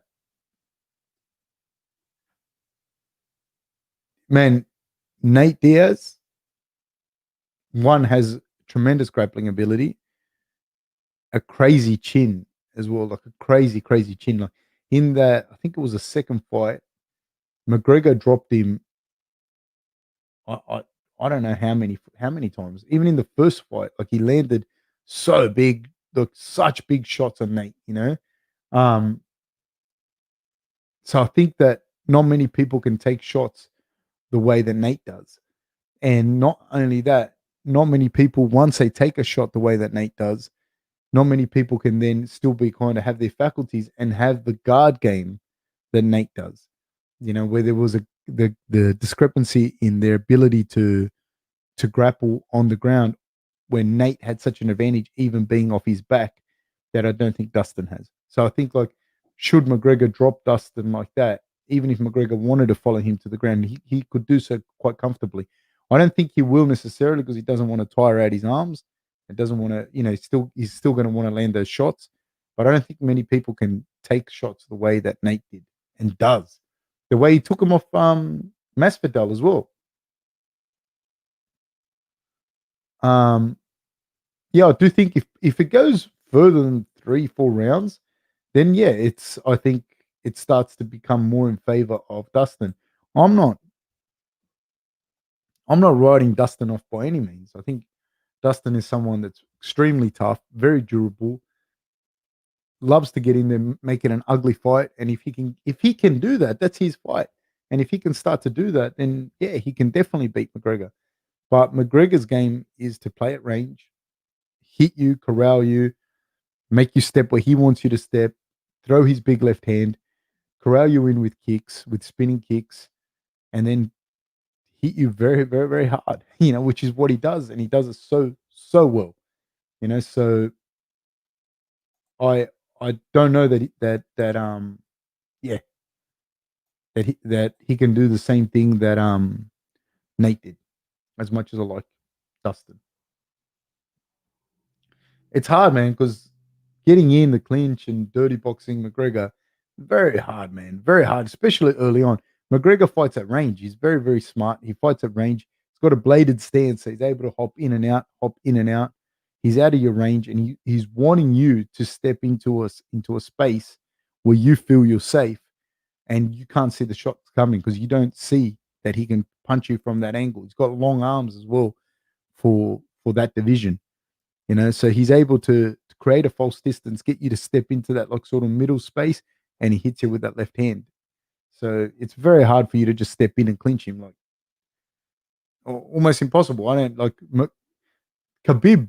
Khabib's grappling and clinch work would be 10 times better than Dustin's, and he didn't do it. He couldn't do it like that, and so that's where the problem lies for me, for Dustin winning.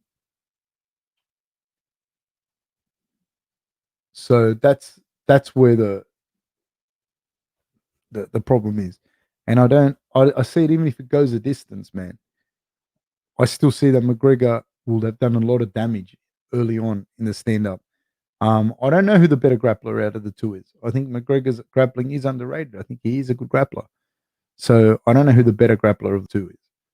I don't think that Dustin has a marked grappling advantage either in this fight. Yeah, he's going to corral you with the kicks and get you to move into his distance where he can hit you. He's smart too, man. He knows not. He doesn't have to like for Dustin to win. Dustin has to get that into the second or third rounds, unless they exchange and he catches McGregor. If he does that, great. But McGregor's got a chin on him as well. That's the other thing with him. So the girls are about to start. They're about to walk in.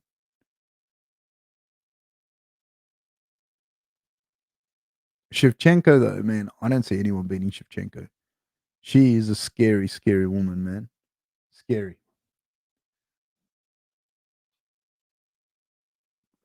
I've met her as well. She's tiny. She's tiny and lovely lady. But scary, man, when she fights. Very scary.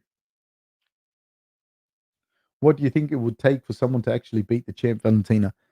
I don't know, dude, because like you see her fights with Nunes, and Nunes is scary, man.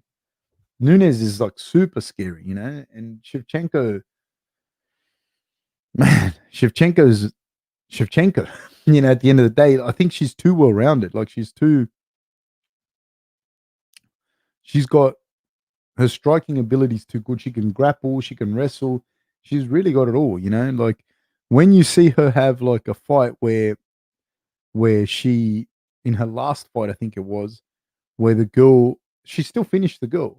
You know what I mean? And it was still close, but it wasn't close. You're just watching it because the girl survived more rounds than she should have.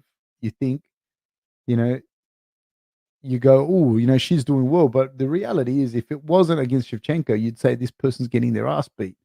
And that's the difference. Like when you see someone like Shevchenko, they just have to not finish someone early for people to start going, oh, that girl did pretty well. It's just that Shevchenko didn't get her out of there straight away.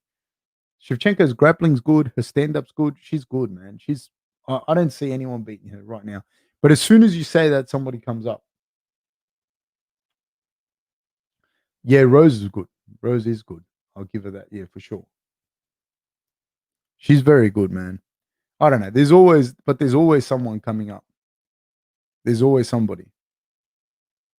I think in the men's division, there's just such greater volume of men that fight, and that's where you always think like, all right, we're good.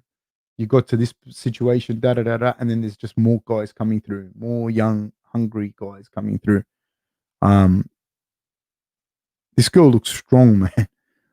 She looks so strong. It's crazy, man. I don't, well, Wally. I don't have a gym anymore. I don't. I sold my gyms. So no, I don't know. Um, I don't follow a lot. Like I don't. No, yeah, I don't have a gym. So end of discussion there. Um, yeah, I don't know this. I'm looking forward to this, man. This girl, this Vivian, she's good, man. She's got good grappling. She's good. I want to see her fight, and she looks strong, man.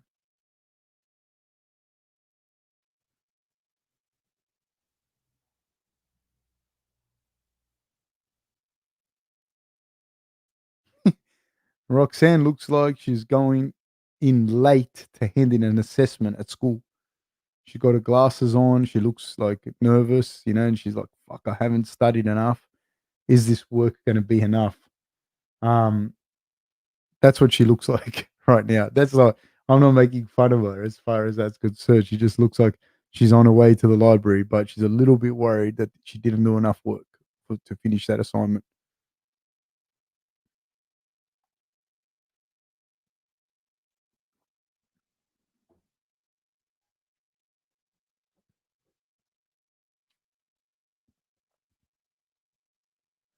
Yeah, she's the other girl. Yeah, look big, man, big and athletic and strong. But it's funny, man, because sometimes like they're not the um well, I had Andy Sauer on the podcast and people always like he looks like a fit strong guy, but he looks like a personal trainer, kind of guy. But then when you've heard other guys speak about Andy Sauer and they say he's like stupid strong, like ridiculously strong, and he does not look like the strongest guy. Like at his peak, everyone reckons he was like stupid strong.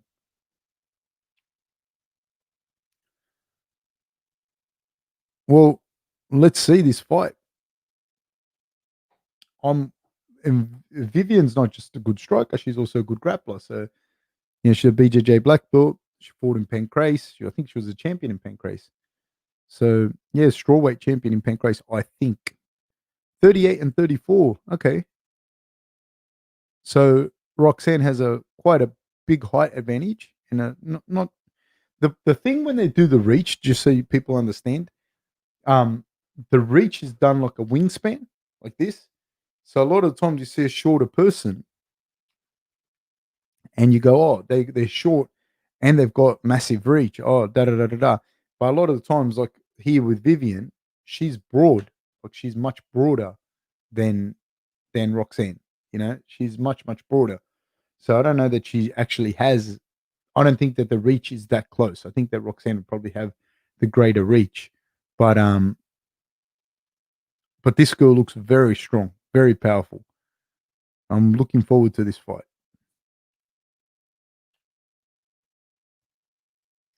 Roxanne looks like she's walking to a college exam unprepared, but showing it off like she's confident. Yeah, she looks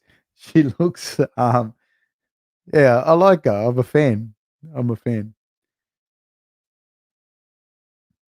But I don't think that she gets past Vivian. I don't think so. I think Vivian's gonna beat her up, unfortunately. Not because I was going for Roxanne. I like them both, but I just see Vivian as a little bit younger, a little bit more aggressive, a little bit more well rounded. And we're about to start, people.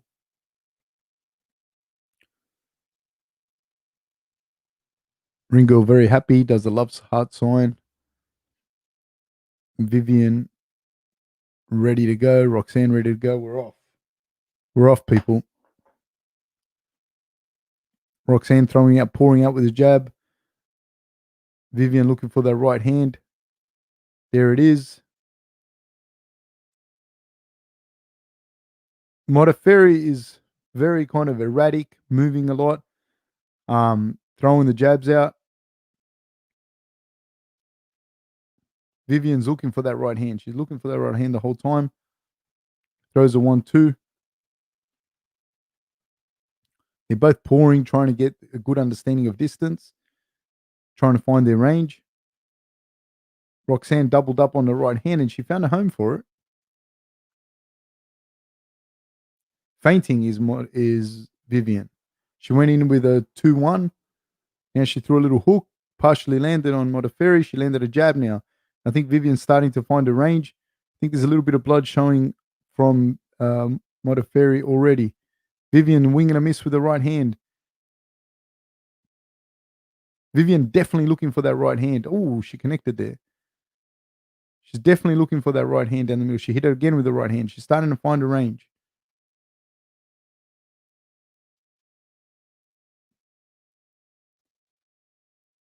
She's looking. She landed a jab. Another jab by Vivian. Ooh, nice uppercut landed by Vivian and a right hand landed by Vivian. Good head movement by Vivian. Modafferi throws a combination but misses, gets hit with the left hook.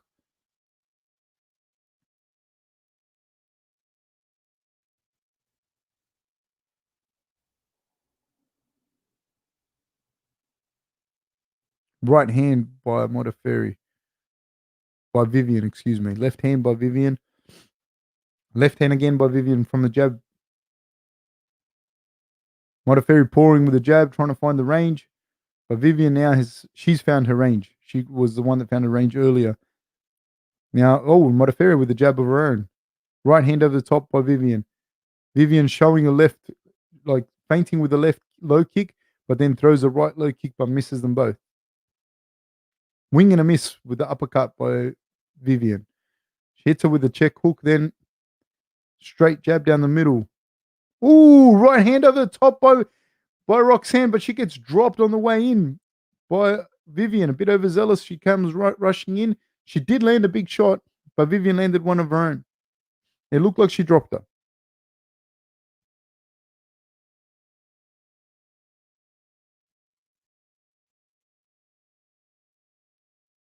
Jab landed by Vivian. Both girls exchange. A left hand landed by Modafferi. Right hand landed by Vivian.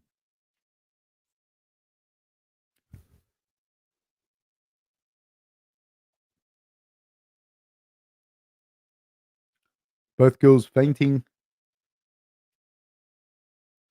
Front kick down the middle by Roxanne. Punch combination again by Roxanne. Right hand by Roxanne. But none of these are landing. None of these are landing. Vivian changed to southpaw and she tried to get outside. She's doing southpaw and trying to get outside that lead foot of Modafferi's. Now they're both in orthodox.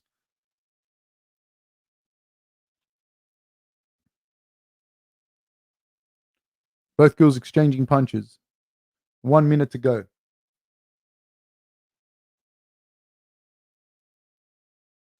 Vivian, Vivian doing a good job to get out of the way of Modafferi's punches and counter with some of her own. Now she's going to. I like the fact that Vivian has also shown the vocabulary of strikes and the ability to be able to go from southpaw to orthodox and fight as well. Neither one of these girls are throwing a whole lot of leg kicks or kicks in general for that matter, and I hadn't seen a lot of grappling attempts. Now, as I said that, Modafferi had shot a double. Now she's got a body lock. She's looking to trip that outside leg, um, but Vivian got out. Now she's taken her back and she's taken Modafferi down. There's 26 seconds to go. She's landing a little bit of ground and pound. She looks to have, she's got the outside hook in and she's landing some ground and pound. She's looking to get a rear naked choke in. I don't know if she's going to be able to do that. There's 13 seconds to go. It's Modafferi still has a chin there. Modafferi's trying to punch. She's looking to free the arm. There's 5 seconds to go, but she's got a chin there. This will be uncomfortable, but it's not going to tap her. There's 1 second to go. That's the time. That's the bell. I would say that round is completely Vivian's, my opinion. Does reach mean much in grappling? That's a tongue twister, Robbie McKenzie. Um, does it mean much? Again, yes, it does if you know how to use it. Like if you've got long legs and long arms, it can be a big advantage in grappling. Absolutely, yeah. It opens up a whole world of different um, chokes and ability to choke from different positions. Long legs also in a guard, if you think back to the Kevin Holland fight, allows you to do so many things. You create different distances. You can push people off. So yeah, if you know how to use it, absolutely. If you don't know how to use it, then no. And if a guy that doesn't have the reach, doesn't have the length, doesn't have the leverage, because with reach comes leverage. It comes the length and the leverage. So if you know how to use that, then yes, great. But if not, like striking, no, it won't help you. We're off. We're about to be off.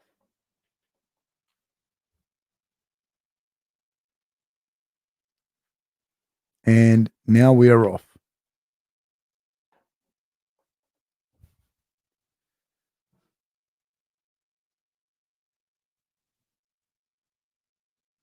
Again, both girls in the center of the octagon.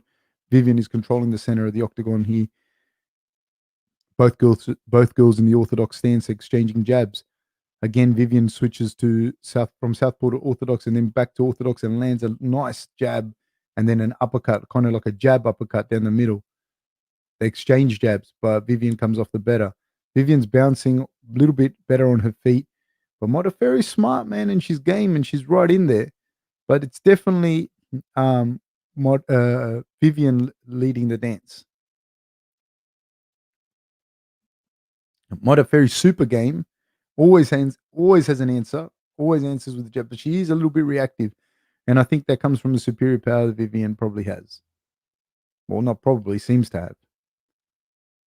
Jabs, double up on the jabs does Vivian, big right hand and it's swing and a miss by Vivian. Switches to southpaw. Modafferi's coming forward, they exchange jabs, both girls land a jab. Jab again by Vivian. Right hand over the top of Modafferi.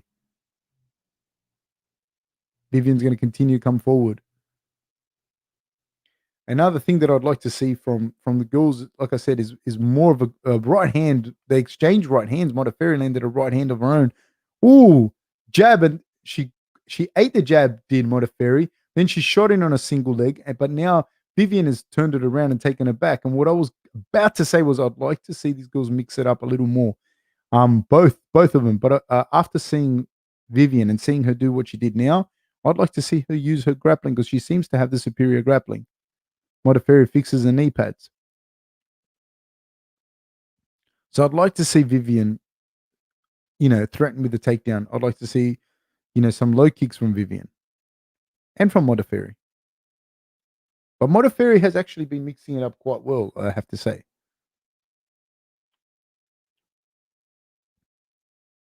They exchange punches, both girls.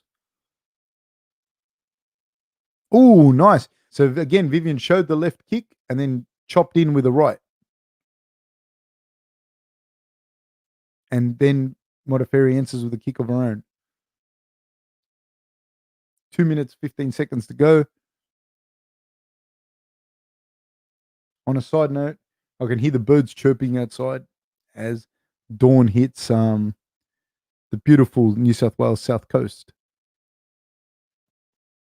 I'm glad I didn't have to drive anywhere. Both girls exchange jabs. Both jabs land. Another jab by Vivian lands. Vivian hits her with a check hook as she switches. So she switches from orthodox to southpaw and throws a check hook over the top and she lands it. Ooh, both girls exchange jabs. Modafferi's coming on now. She's hitting the jabs. Vivian is swinging for shots and Modafferi patiently is just staying there and hitting that jab. She's starting to find her home. She hits Vivian with her right hand, but Vivian gets out of the way, throws a check hook. Modafferi goes looking for the takedown. Modafferi is not using a lot of energy. She just keeps throwing that jab.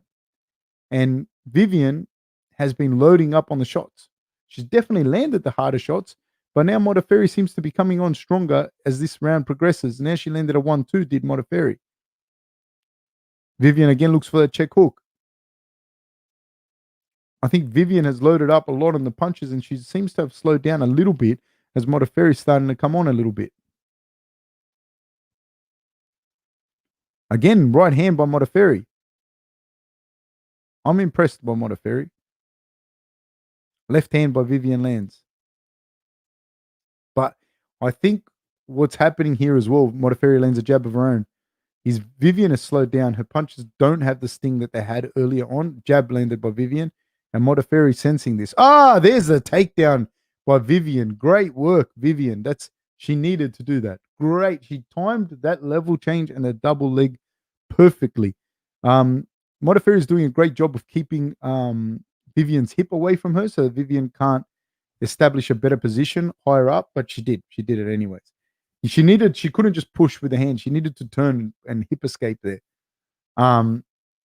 Vivian's got 11 seconds to go. She's going to hold her down. She's got the head pressure and she's got the underhook. She's inside control. She's just going to hold her there. And in my opinion, probably that would have won her the round as well. Modafferi was coming on though. Modafferi was coming on.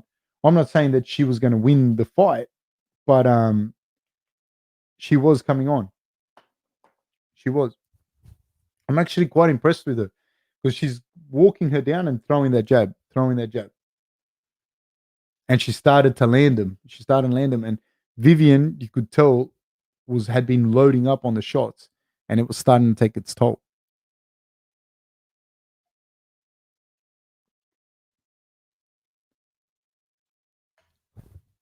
So that's what's happening at this stage. Interesting to see how this third round is going to come out. I have it 2-0 Vivian, but again, I don't know. And I don't know what's going to happen in this third round. I believe that Roxanne needs a finish to win, but who knows? We're about to go. We're off, people.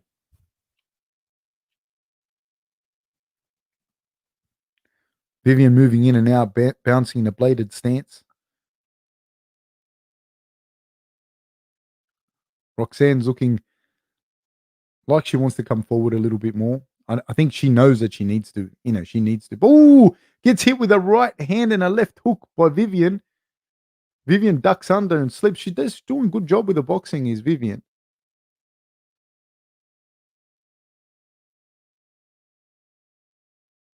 But I do have Vivian having won the both rounds, first and the second.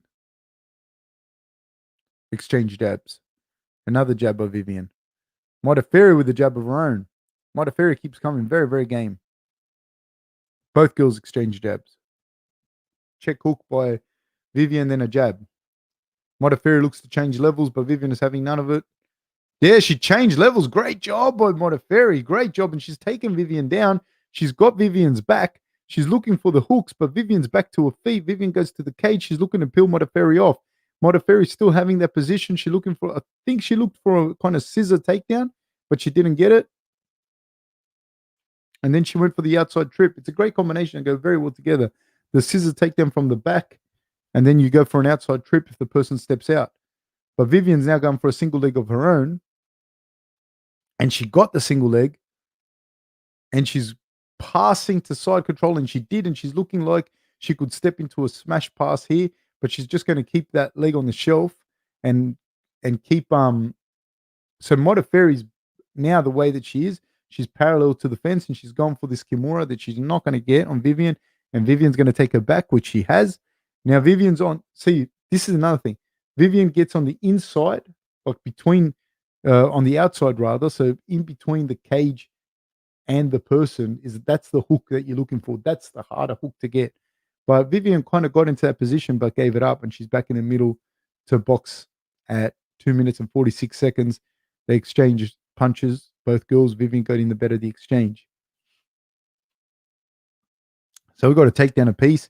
There's a mouse swelling underneath Modafferi's right eye.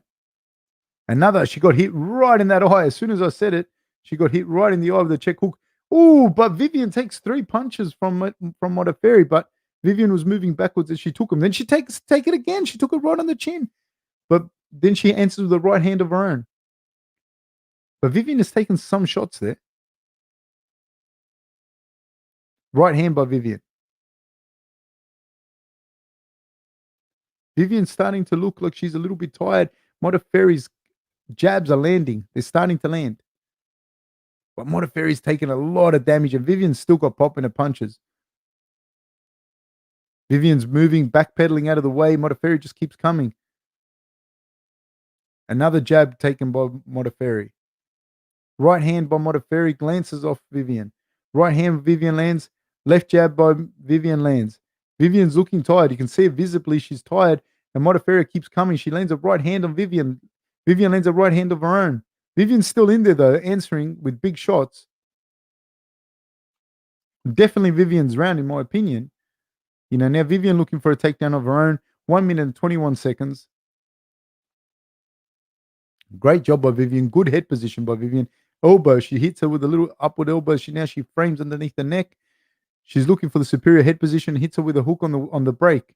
Modafferi keeps coming forward. She keeps coming forward. They exchange jabs. Right hand. Now level change by Vivian. Great work. And she's taken it down. She's in Modafferi's full guard. She's doing a good job of stifling any attack, is Modafferi. But Vivian's looking to, I believe, ride this round out. I don't think the Modafferi will pose a threat to Vivian off her back. She goes for an armbar, but Vivian, nothing doing. Vivian postures up out of it, and Modafferi goes back to a closed guard. This is what I mean, where I don't like to see a situation like this occur when you're the one, you're a Modafferi. You cannot close your guard in the open mat like this and just hold out. Like, you need to get back to your feet, because here, Vivian is going to pass the guard, or she's just going to hold you down. Really, now she's passed the guard. In fairness to Modafferi, though, when you have a jiu-jitsu person that is superior to you, it's hard to stand up from them either as well. So you got to, but you can't just stay on your back like that. If you're lucky enough to land it in the guard, you need to kick and make space and get up. Time. And that's the fight, people. I believe that Vivian won all 3 rounds. I'll be back in 1 second.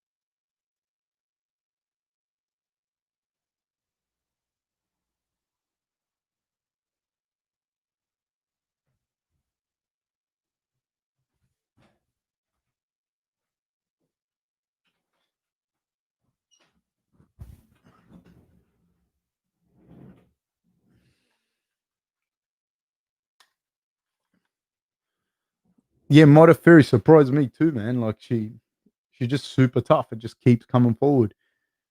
Smart too, man. Smart because like she worked like as much as she could with what she has, and she sat behind that jab and kept coming forward on Vivian until like the cardio wasn't holding up from Vivian.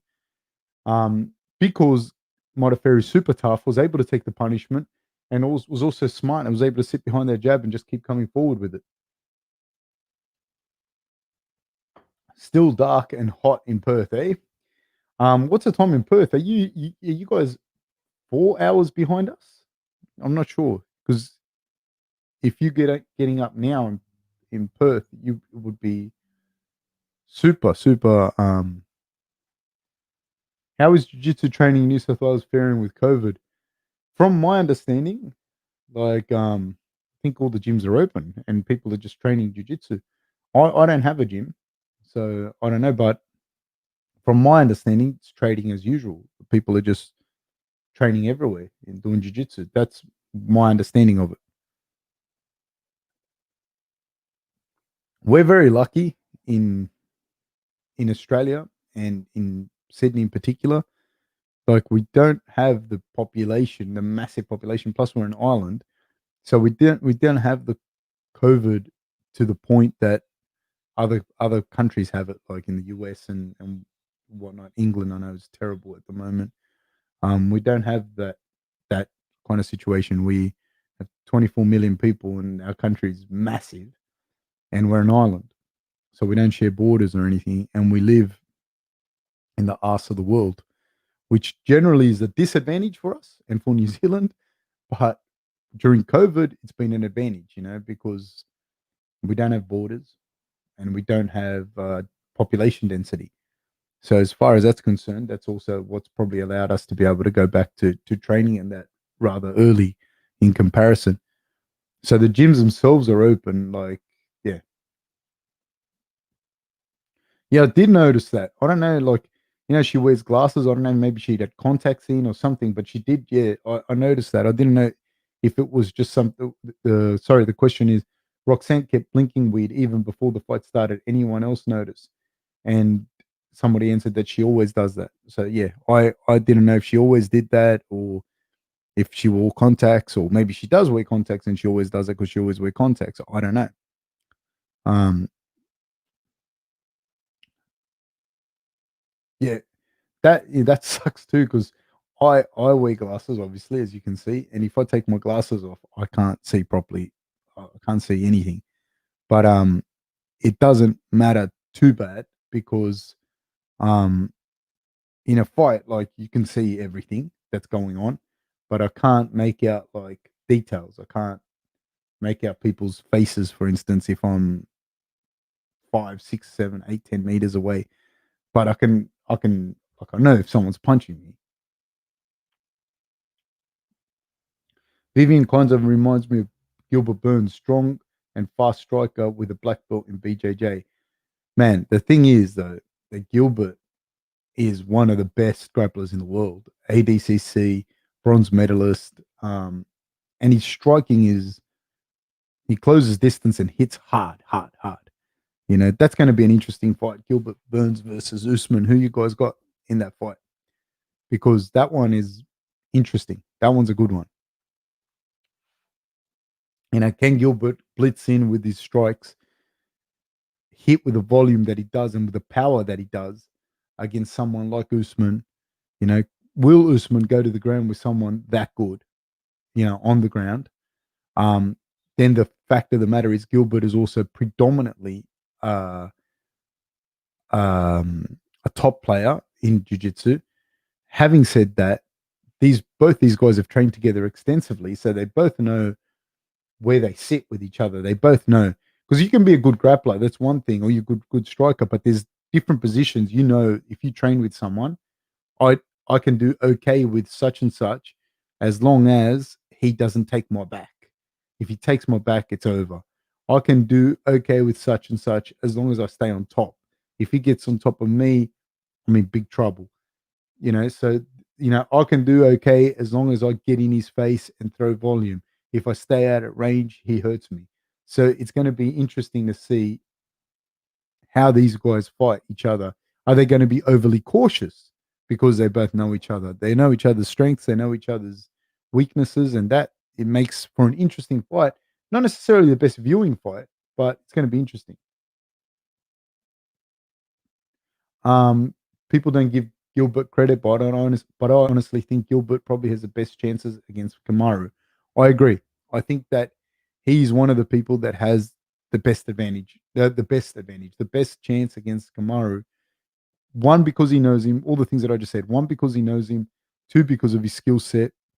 I think those two things play massively in his as factors for his success. I Yeah, I don't know. I think Colby and Kamaru was interesting because they're both so similar to each other. They're pretty much the same fighter. So that's interesting to me. That would have been interesting. I really Vivian's ceiling in the division. She has the skills to be a top contender, but she needs to work on the cardio pacing. Her performance tends to drop off in the third. Yeah, I think that there's I don't know, man, because she looks like she is the goods, but at 34 years old, I don't see her changing. And I think that there's a few things that's really separated. Like if you look at someone like Shevchenko, her striking compared to Vivian's is completely different. Like it's so much more fluid, so much more crisper, so much more powerful, so much more paced, and she's good everywhere. Whereas Vivian doesn't seem to use the same vocabulary of strikes and whatnot that Shevchenko does and whatnot. So yeah, I mean, she could be a contender. Don't get me wrong, but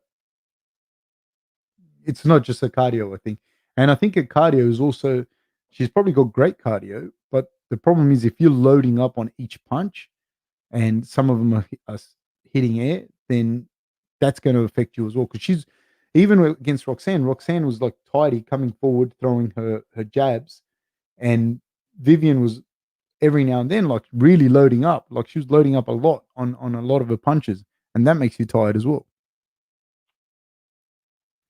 I think Kamara can pull the same tactic he did with Masvidal, keep him standing, pinned up against the cage, avoiding the strikes and avoiding the ground. Yeah, but with Masvidal, he did take Masvidal to the ground, and Masvidal, whilst he's a great grappler, is not as good of a grappler as Gilbert. Um, so Kamaru did take Masvidal down, and he felt much more comfortable taking Masvidal down than he would against Burns.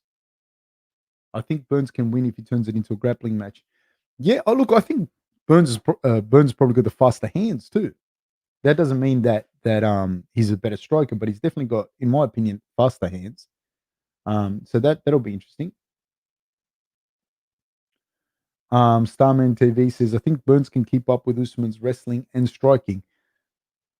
Yeah, I mean, I think so too. But it's not just that. Like Usman's wrestling is good, but it's not unbelievable. It's not like the best wrestling around. Um, Usman's striking is good, but it's not the best striking around. And his jiu-jitsu grappling is good, but it's not the best jiu-jitsu grappling around. The thing with Usman is that he knows how to win and what to do to win. He knows how to implement each part of his game against that opponent to win. And that is what makes him super dangerous. He's also a physically big, strong guy, but they're all big, strong guys. So I think it's more with uh, Usman's skill set is bigger than the sum of all of its parts. Like it's bigger than that. Um, Gilbert said Kamara has a weak bottom game on his YouTube channel. I think Gilbert will try to take advantage of that in the fight. I definitely believe that someone like Usman, if you can put him on his back and hold him there, just by the nature of his abilities, he's not going to be a guard player. I don't see him being a guard player. I don't see him being but man, someone that wrestled to the level that he did, especially folk style wrestling, very hard for you to hold them down. Very, very hard. Very hard for you to get them on their back. So that's a thing. I agree that should Usman be on his back, it would be weak, weak compared to Gilbert for sure. But getting someone that wrestled folk style and wrestled mat returns and rides and escapes from the get go, it's very hard to hold someone like that down. And at a university level in freestyle wrestling, which doesn't have escapes and that, Usman wrestled internationally as well. So he's a very good grappler. He's a very, very, very good grappler. Gilbert is incredibly well rounded. I think his wrestling slightly weaker than his striking and BJJ, but he's got a well balanced skill set. Absolutely. So does Usman though, and I think that Usman has like I said, Usman has a proven ability to be able to take that game against whoever. You know what I mean? He's able to put that game against everyone, and I think Gilbert does too. Gilbert does too, and I like him a lot more at welterweight than at lightweight. He looks like a big, thick um, welterweight. So I don't even know how he got down to lightweight. Um, yeah, look, there's a difference though. Even if you're good, it's going to be an interesting fight. I think Burns a little faster than Usman as well. So he can throw his combinations in, shoot, you know. But over 5 rounds, you can't just keep doing that either. You know, you can't against someone that knows how to pace 5 rounds. And Usman is one of the best people out there that I've seen. Period. At pacing himself for 5 rounds and making you work, hurting you, making you tired. Very, very good at doing that. So it'll be interesting. He doesn't just muscle you, man. He knows what he's doing. Like the way that he holds people up against the cage and he starts to land those body shots to the spleen, you can get out of it once or twice, but he just keeps working it until and he's able to do it, man. He's able to hurt your body and you start to get tired. And then yeah, it looks like he's muscling you. But it was a lot of that was as a result of tactics and strategies to get himself to that position. Guys, we're about to start. Thank you. Hey, also, please keep writing what you're writing. I'm loving the discussion. So thank you so much, guys. We're kicking off, boys. We're off. And girls, boys and girls. Villanueva versus Moreira. We're off. Both these guys are heavy hitters, man. They hit real hard. Both of these guys. Villanueva has, I think, 4 KOs in a row, and Moreira has a big finishing rate. Finishes, I think he's finished every fight that he's won. Something like that, something crazy like that. Villanueva hits hard, man. Yeah, just watching him now. So, okay, so both guys here. Villanueva holding the center of the octagon, moving around. He's looking for the punches. He's throwing the combinations. 4 minutes, 21 seconds to go. Moreira throws a big right high kick, taking on the forearms of Villanueva. Villanueva with a combination. Moreira covers up. Great work by both guys. Villanueva with a combination. Signals that Moreira kicked him low. Villanueva wants to get inside, throw the combinations. Heavy left kick by Moreira. But yes, that's what I was going to say. Moreira's doing a great job of covering his head with his forearms, but it leaves his body exposed. I like to see Villanueva go to the body a little more. So he's throwing the combinations, but Moreira's taking them all on the arms. So I want to see Villanueva enter, go high, get his hands up, and then go over the body rips. But he's not doing that. He blitzes in and hits with a combination with a flurry, but Moreira's taking it on the gloves.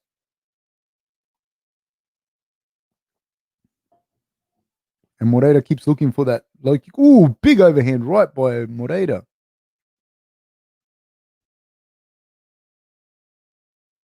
Inside leg kick by Moreira. Ah, there we go. Right hand to the body by Villanueva. Good work, Villanueva. Another right hand to the body by Villanueva. Right on the spleen, that one. Left inside kick by Moreira.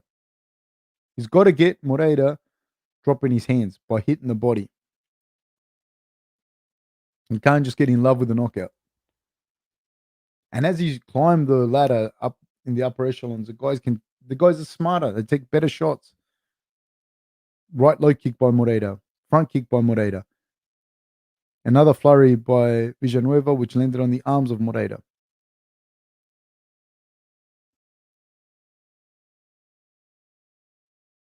Both guys just kind of filling each other out.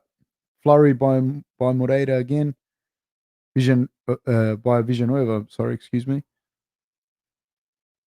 Right to the body by Villanueva. Moreira with the front kick. Left hook, wing and a miss by Villanueva.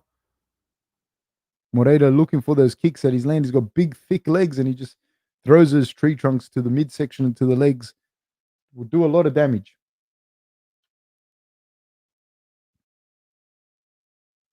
Villanueva with a big flurry. He got one of those punches came around. One of the right hands came around and did connect with Villanueva. Villanueva proves to have a bit of a chin too. Does Moreira. Superman punch by Moreira misses. Right, left body rip, right hand by Villanueva. Neither one connects flush. 1 minute, 15 seconds to go.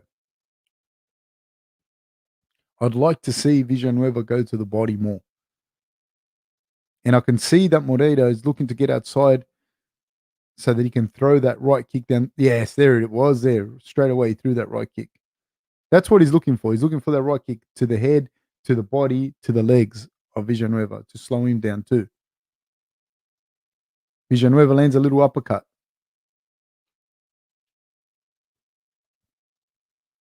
I'd like to see more body shots. Moreira's throwing that left kick down the middle. Both guys throw an exchange. Moreira goes looking for a knee, none of which lands flush. 27 seconds to go in the first. Moreira with a straight right down the middle, partially connects, partially taking on the gloves. But Moreira was also moving backwards. It's hard as well because Moreira moves backwards and it's hard for you to land it with any proper power. Right kick attempted by Moreira. 2-1. Superman punch lands by Moreira. They touch gloves at the end of the round. I would like to see an adjustment made from Villanueva's corner, from his perspective. I'd like to see more body shots thrown. I'd like to see combinations of going up high and then body shots and going back up high. At the moment, he's flurrying up high and and Moreira's doing a good job of just taking it on the gloves.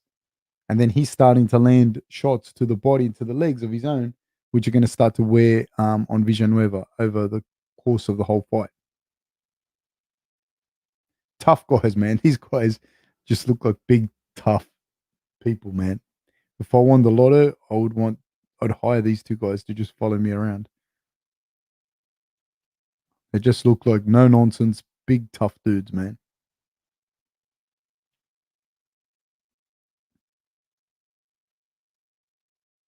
And we're about to go.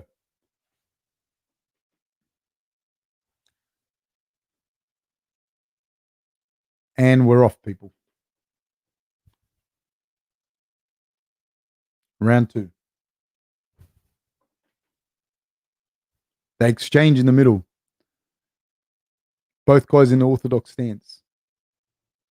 Ooh. Moreira hits Villanueva with a little uppercut, but Villanueva hits him with the right hand over the top for his troubles.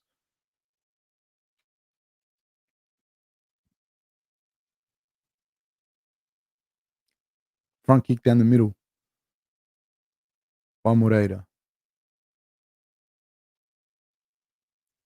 Left kick by Moreira. Oh, what a shot by Villanueva. Knocks him out flush. Catches him right as Moreira came in. Villanueva hit him with a flush right hand straight down the middle. That's all she wrote. Knocked him out. Flush. He's signaling to someone there. I can't see who he's signaling to, but My God, poor guy. Moreiras does not know where he is. That was flush down the middle. Wow. So in he comes. Boom! He ate it. They both threw the right hand at the same time. And Villanueva hit him just a little bit before him. The right hand came looping over the top. He threw a left hook. They both threw right hands. And Ike's landed much better. Flush. Boom. Man, he spun him around. That was brutal. That was brutal, brutal, brutal. That was a huge right hand.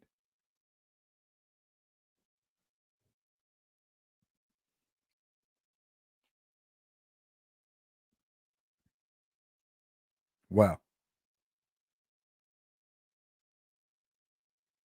What a shot. That looked like it would have hurt, man. What a shot, man. Big right hand. Then we have Munir Lazez versus Warley Alves next, and then the main event. So saying, do you think Kamaru will focus on BJJ in his camp, or do you think he's not even going to try to challenge Gilbert's BJJ and try to keep the fight standing? I don't think Kamaru is going to focus on BJJ because you have to be you. You can't go and be someone else, like, and you also can't get caught up in just your opponent's strengths because then you don't work on your own strengths.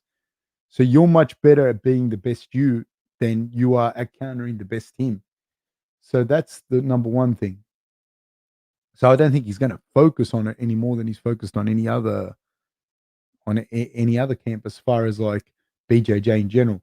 Is he going to focus on preparing himself to make sure that areas where Gilbert is particularly strong, that he understands them a little bit better, that he understands Gilbert's game a little bit better? Yeah, absolutely. I think so.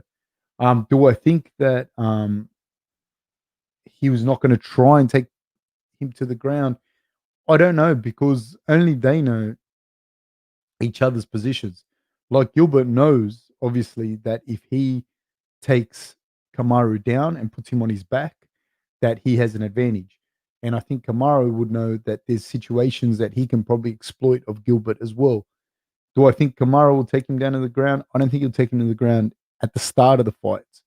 But I do think there are things that he can do, like put him up against the cage, take him down, put him in a cradle that's relatively safe for Kamaru, make Gilbert work out of that. When Gilbert works out of that, Kamaru can either disengage and go back to standing, or Gilbert might work his way up to standing, and then Kamaru might take him down again later in the fight.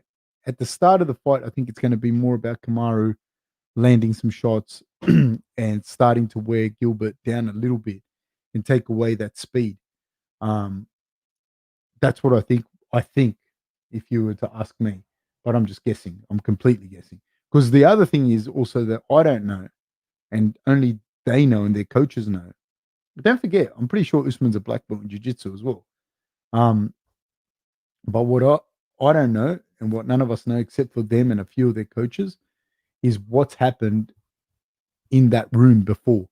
Like what's happened with them? Have they, when they actually grapple or when they wrestle, how often does Gilbert take Kamaru down? How often do they go 5 minutes grappling and Burns doesn't tap him?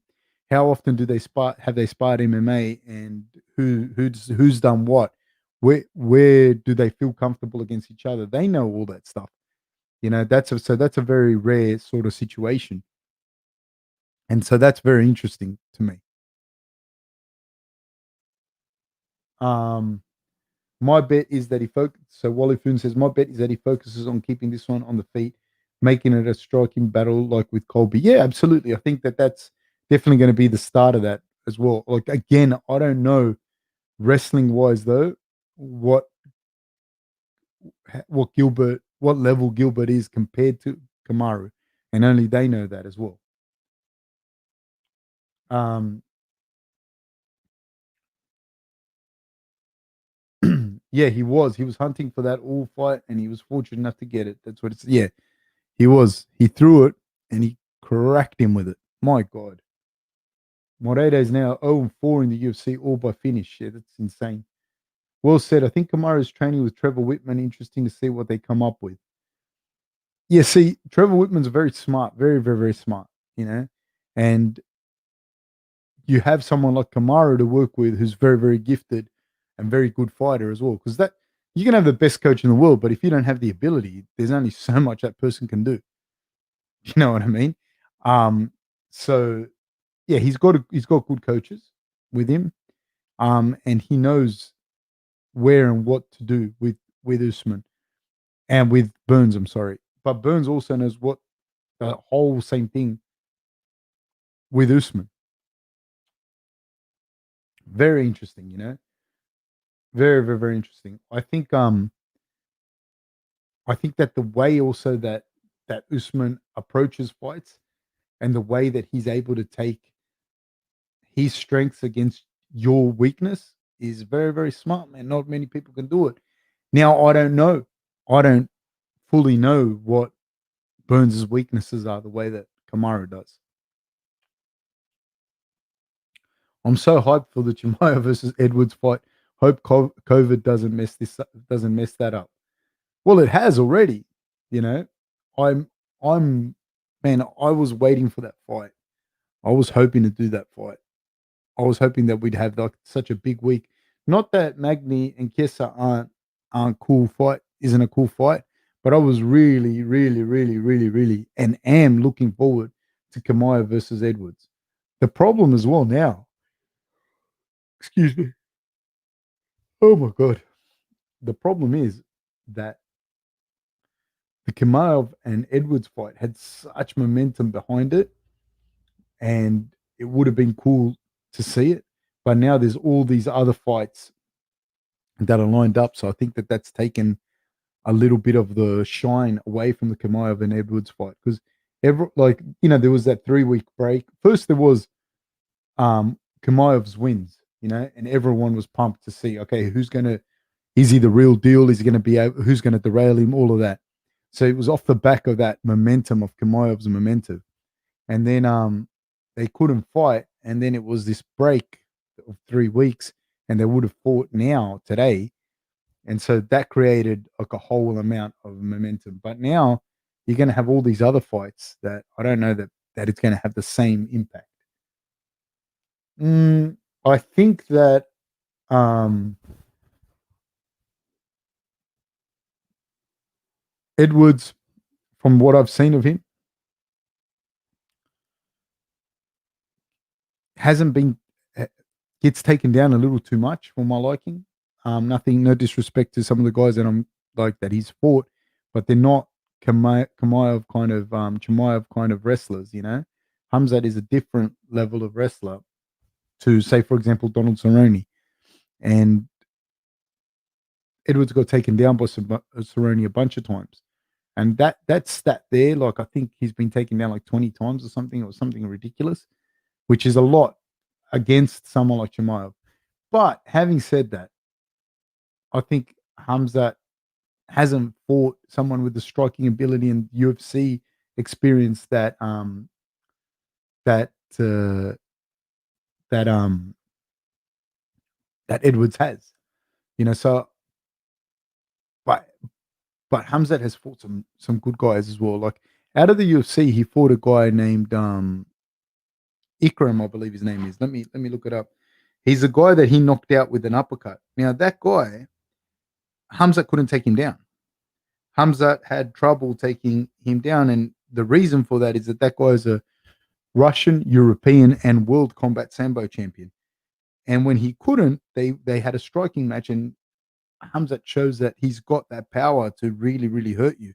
So if you ask me who, I think that Hamzat will get it done. And I think that because, see it, Ikram Aliskerov. Ikram Aliskerov is the guy that he fought. So why do I say that? Is to say he has fought guys with high level, like that Ikram guy is, other than the loss to Hamzat, is undefeated. And he's also combat sambo world champion. He's also European combat sambo champion. He's also Russian combat sambo champion. That you don't get that by just being a nice guy. Like you're obviously you can fight. You're a high level fighter. And when Hamza didn't have it all his way, he was able to still like he was able to still adapt and then look for the knockout. Granted, I don't think he's fought anyone with the stand up ability that Leon has. So I think that Leon's can make things hard for him, like that. But I do think that Hamza gets a takedown, and I do think that Hamza will be very difficult once he gets a takedown. Although I think Leon's actual grappling is quite underrated, but I don't think it's enough to keep Hamza off him. How do you feel about how they got Edwards to take the fight with almost take? He was, yeah, I don't agree with that. You know what I mean? I mean, Edwards had been out of action for a while, but I don't know. But then at the same time, man, this has probably created the most hype around Edwards for a long time. So that's probably good in a way for Edwards, because otherwise, there hadn't been a lot of hype around him for a while.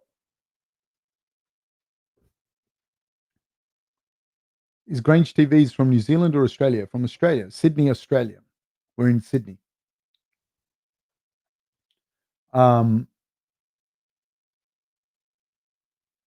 Yeah, but Wally, I agree with you. It was dirty, but I also feel that it created excitement around Leon's name as well.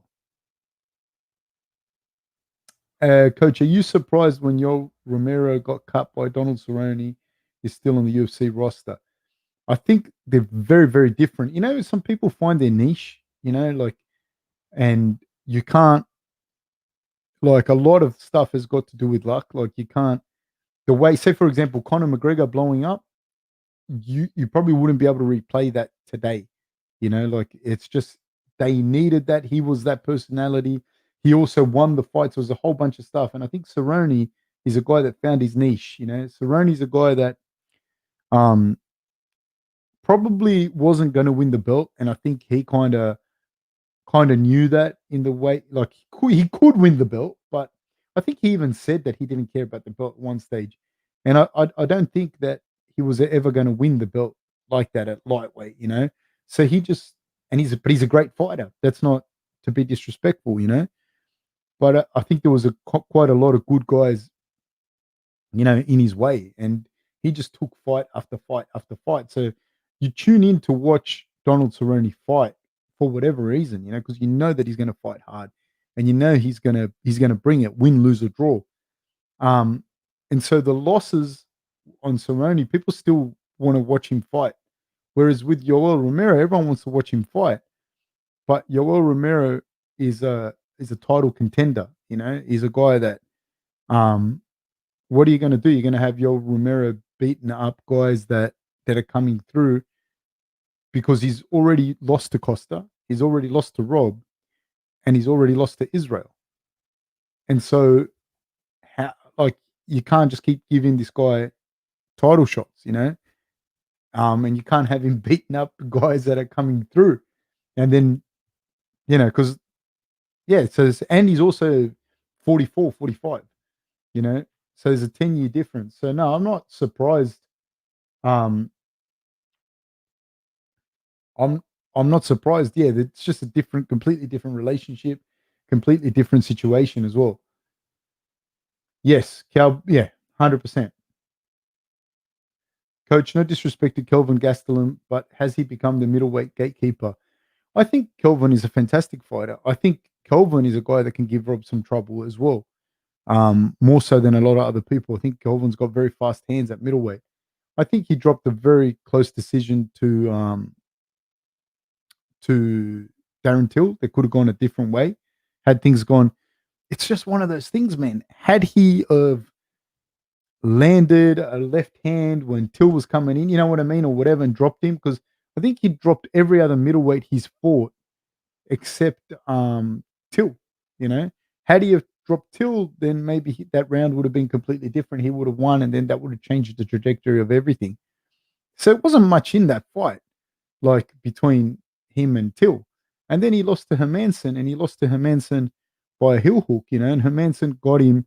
Hermanson does that setup really, really well. He gets an overhook, and then he goes to the opposite side of that overhook, and he elevates you, and then that's how he goes for the heel hook. When he fought Vittori closed that down completely by cross facing him, not letting him get underneath him. But he's very clever at how he does that.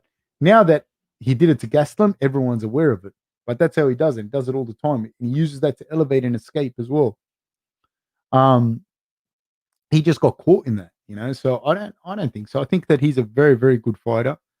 And these other losses to Israel, man, and Weidman, like they're not bad losses. They're not like he's not out there just getting caned by people that never fought before. So yeah, nah, man, I think he's super dangerous, and he only needs to get one or two more wins, and he's right back up there.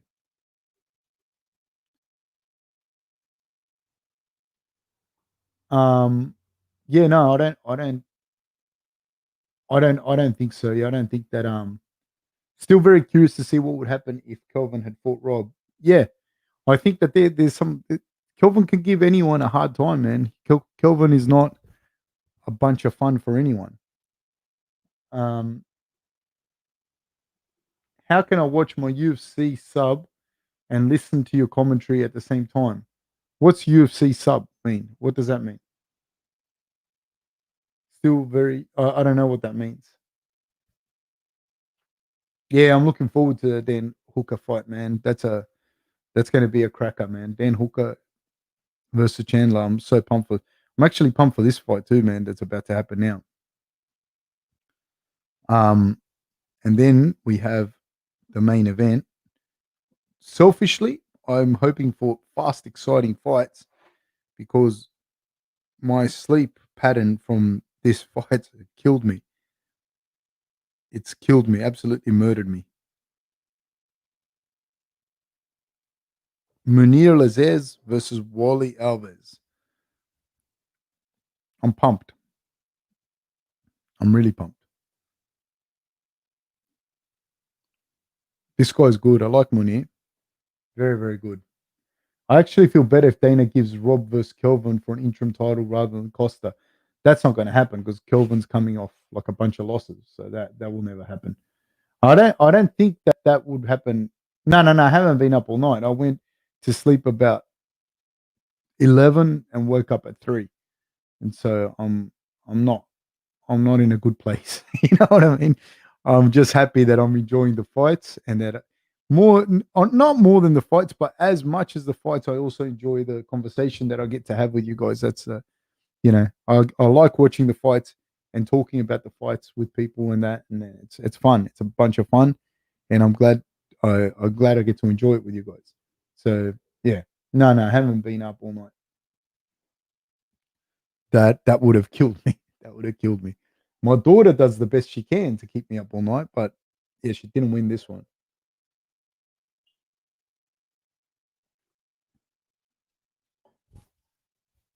Wally Alves is about to come out.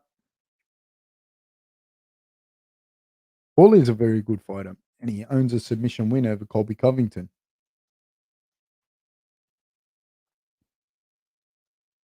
Yeah, look, I don't know about. Yeah, they're very, very different situations. I was just thinking about what you guys asked before about Yoel Romero and Cowboy, but I don't know how much longer Cowboy if he like the thing is though, Cowboy will fight whoever, so they'll give him someone ranked whatever as well, and he'll fight him. And like I said, I don't. I think that they're on different trajectories. They're different kinds of fighters. Um, People want to see Yoel fight, but almost like a freak show. They want to see him smash people, whereas they just Cowboy fights so much that he's like a household thing. You know that he's going to fight and he's going to bring it when he fights. He's going to fight hard even if he loses. So that there's a very different thing. Yoel Romero, you want him to be not human. People want him to kill people. You know what I mean? That's what they want to see. I'm actually really excited for this. Wally Alves gives the official a pat himself. Walks in. I want to see this, man. The Tunisian, he's got a good game too, man. So I wonder who's going to be able to implement their game plan best in this fight. What are your thoughts on Dana giving Jones the winner of Stipe versus Ngannou? Good, good. I think Jones is like, if we're just talking about his fighting, like not anything else or whatever. And so here we go. So Munir has a 4-inch reach advantage. I think that I mean, if the light heavyweight, greatest light heavyweight of all time, one of the greatest fighters of all time, he goes up, yeah, he should get that shot. I think, yeah. Well, Israel's getting a fight with Jan, which I don't disagree with, to be honest with you. I agree with. So Munir Lazzez is coming in as a minus 240 favorite against Wally Alves. But Munir has good game. I like it.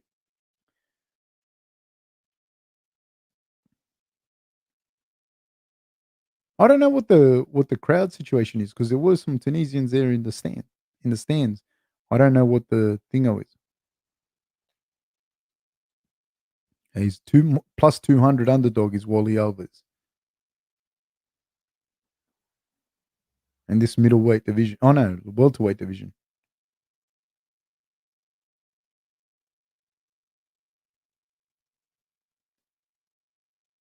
Hey, thank you, Joseph. Thanks heaps, mate. I don't see Jon Jones beating Ganu. That's one guy I just don't see. I I, I don't see it. I don't see it. All right, so we're about to start here, people.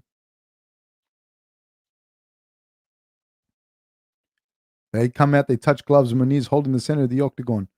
Nice. Low kick landed by Wally, and then a big combination thrown by Wally. Now, Wally has a body lock, and he's looking for the takedown. Nice low kick landed, a big combination thrown.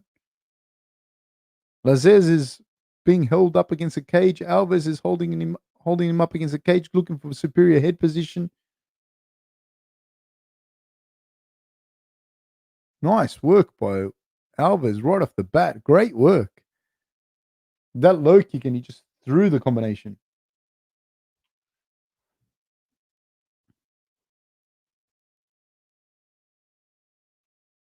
Now Lazzez has turned him in the 50-50. He's turned him again into the cage. Alves doing a great job of framing, keeping his arms. So what he's doing is keeping Lazzez onto him, holding that whizzer so that Lazzez can't break off, and he's hitting him with elbows. Oh, then hit him with a spinning back fist. Now Lazzez has double underhooks, but Alves is using these as so that he can keep him there with a double overhook so that Lazzez can't break off him. And then, nice throw by Alves. Alves has got him down. Alves has got Lazzez down with a nice throw from the double overhooks. Nice work. Now he's in half guard. He's in Lazzez's half guard. Lazzez doing a good job of framing with his left shin, but it's not going to be enough because Alves is, in my opinion, the superior grappler. Lazzez is trying to get up. He's got an underhook. He's going to get up. He's got an up. Now the 50-50 over under. Brutal pace set by Alves as well.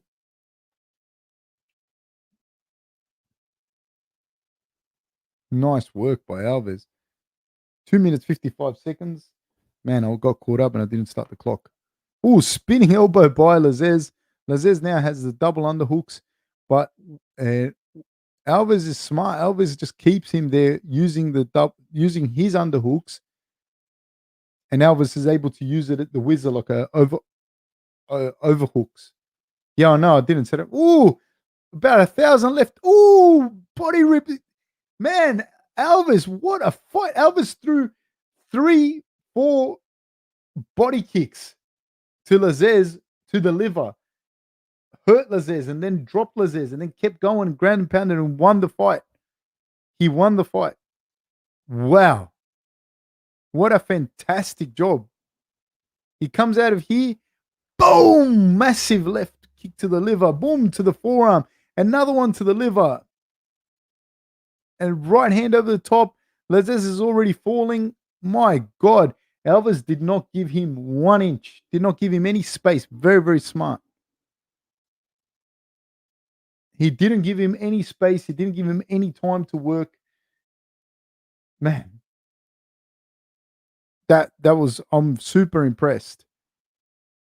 I'm super impressed. He came in here a plus 200 underdog and won the fight in convincing fashion in the first round. That was fantastic. Oh, honestly, that was so good, man.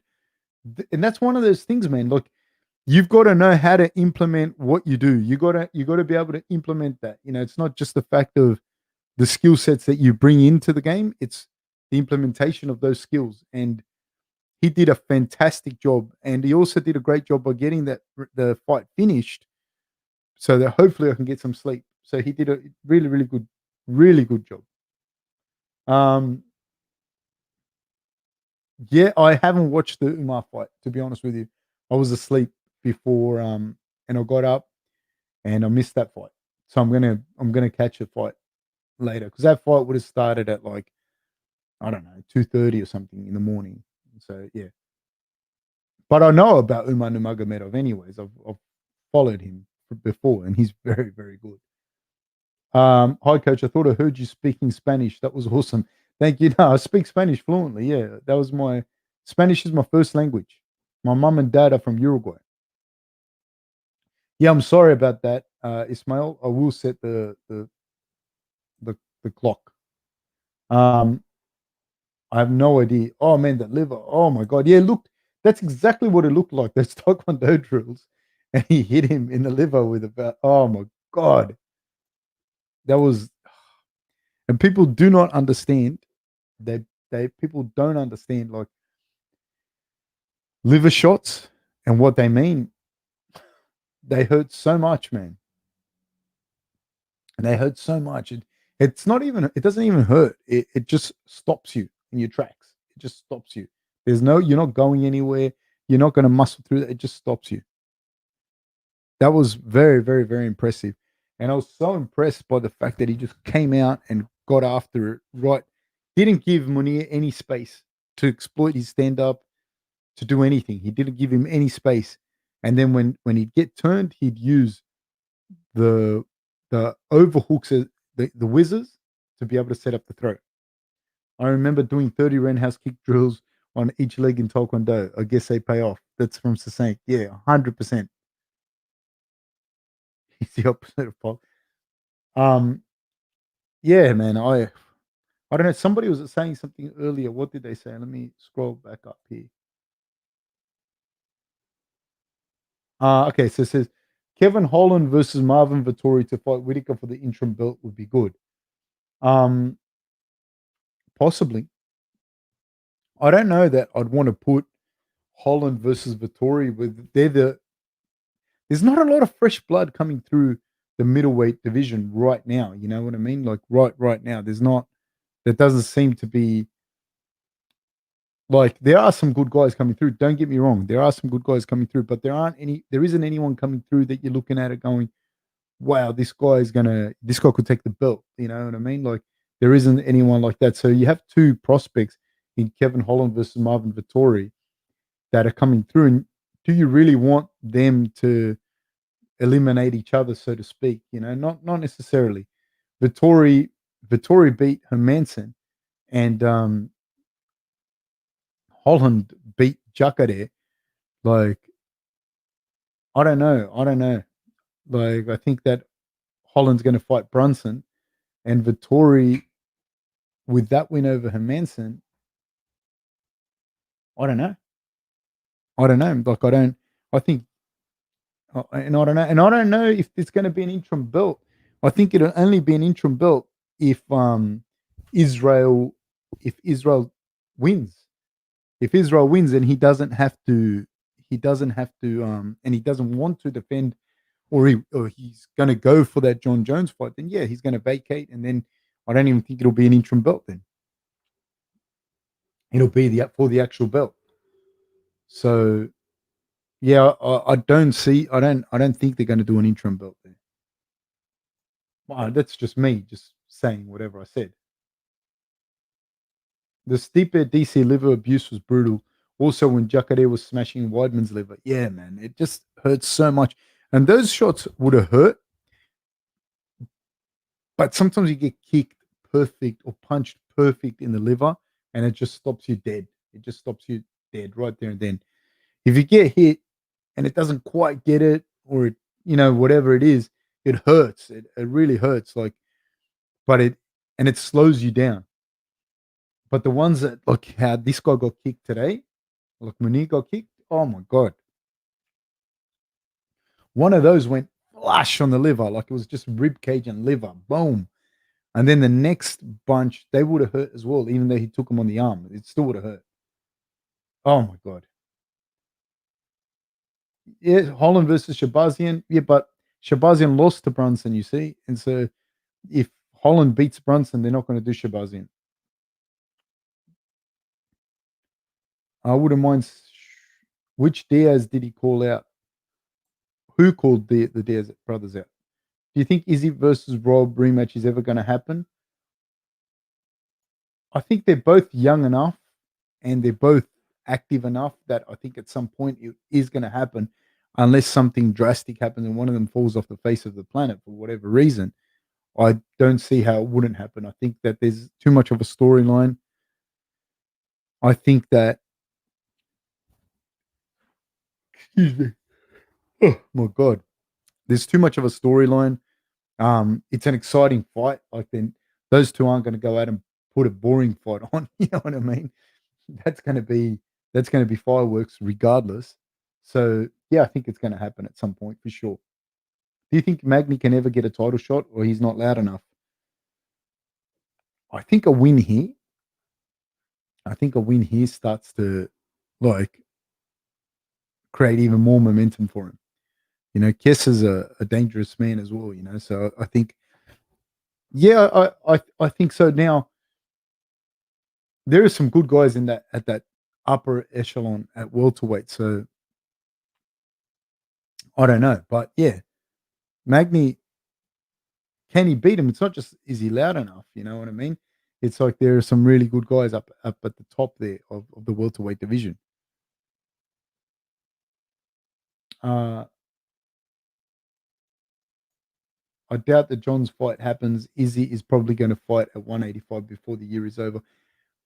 I agree that is a possibility as well. And if the Jon Jones fight doesn't happen, he will fight at middleweight again. So if you say he wins, he beats Jan, and John goes up to heavyweight, and say Jon Jones loses at heavyweight or whatever. If Jon Jones goes up to heavyweight, he's not coming back down to light heavyweight. So yeah, Izzy will probably go back down to 185. Yeah, man, the liver's like your chin. Like if you get hit flush, it's over. It's fucking over. Like it's hurts.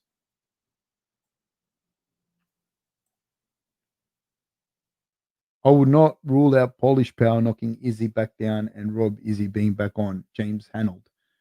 I agree with you with that as well. You know, I don't know though. The thing is as well, like I don't know if Izzy fights Jan, say he loses in March. Does he come back and fight Rob when in June? Do you know what I mean? Does Rob wait until June to have another fight? Like I don't know. I don't know. But yeah, that fight's around the corner at any stage. That's a fight that they'll try and make at any stage that they can. Uh, but I will say this. I will say this about Israel. Israel is smart in how he's like markets himself, etc. And da da da da da. I don't know that he'd even want the rematch. Not because he's scared or whatever. No, nothing like that. Just because like he's done everything he's done at middleweight. I don't know that he'd want to come back and give someone the opportunity to take the belt off him Like after it's been said and done, you know what I mean? He's gonna go looking for the biggest fights he can possibly get. So he could fight Jan and still chase Jon Jones. Who knows? You know what I mean? I don't know. That he's pretty smart with that, with what he's done. Um, Ismail, is he told that he might move to heavyweight to fight for Jon Jones after beating Jan? Yeah, I don't know. I don't know about that. If Izzy wins light heavyweight title, I don't see him letting go of the middleweight title. I don't think it's a smart move from him. I think he'll hold on to it as long as he possibly can. And they will let him do that because it creates creates the buzz around it as well. Chiesa wins by submission in the third round. He could possibly do that. Wally Foon says people are really overlooking Jan. He has lots of advantages on this fight. Jan will likely outweigh Izzy by 20 pounds on the night and has serious KO power. I'm not overlooking him. I definitely think that Jan has really good advantages there. I don't know if advantages are the term because Izzy's movement is very, very good. I don't know that's going to affect Izzy too much, the weight advantage on the feet. Do you get what I mean? He moves very, very, very well. I don't know. I'm really looking forward to that fight. Izzy versus Rakic would be a firefight. Again, I think Izzy's just too fluid to move. Yeah. At this point, I honestly don't think that there is anyone who can beat Izzy on the feet. The way I see it, only heavy grappling style fighter can beat him like Hamza. That's from Ismail. Look, man, I think that there are, like, he's shown that he can get hit as well. I think he's in form. You know what I mean at the moment, and so it's really on him who he fights, when he fights, what he does. So I don't know. I just want to see what's going to happen now moving forward. Like, um, I don't know that Jan is the guy to beat Israel. He does seem a little bit mechanical, but he's also a big, strong dude that's going to come forward. And I don't know, man. That's going to be an interesting fight. I'm actually pretty excited to see that fight. I think Izzy was going to be a little bit too slick and too fast for Jan, to be honest with you. Dude, I saw Chiesa. I met Chiesa, and I was talking to, and I like Chiesa. I follow him. I watch UFC. I watch all the fights, familiar with the fighters, and I was talking to him. This is years ago. He was at lightweight, but he was at an event for whatever the reason, but he wasn't fighting, and so he was walking on his walk around weight. And I spoke to him, and I did not know it was Michael Chiesa because he looked massive, dude, massive when he was fighting at 155. That was one guy that I looked at him and I thought, I don't even know how this guy makes 155. I don't even know. He's such a big guy. And he's not just like tall and broad, like his bones are big. Like he's got big, thick joints, like big, thick forearms and that. Like he's a big guy. And I thought, man, this guy's I don't know how he makes 155. But having said that, Magny's a big guy too. Magny's like real tall, really broad, like long, really long, tall, broad, strong. You can tell that he's strong as well. Man, when he fought Hector, I thought Hector was going to kill him. You know, I I thought Hector was going to murder him, but he didn't. Um, Man, Hooker competed at heavyweight. I'm pretty sure Hooker competed at heavyweight and at featherweight.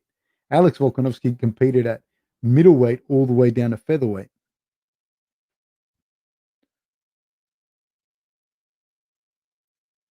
Kiss is so big, but man, for that division, I don't know. I'm looking at him now. I don't know how he made um, lightweight. I really don't. He's so big. The thing is though that he's a little bit mechanical with his striking, and Magny flows quite well.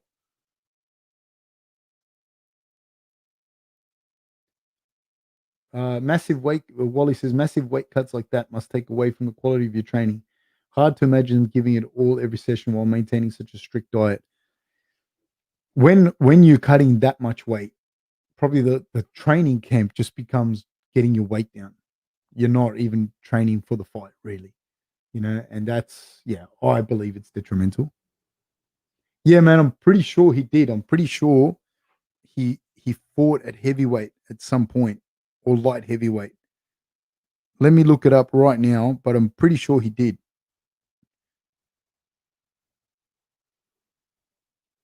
I know he fought in a bunch of different weights early on in his career. I'll find it.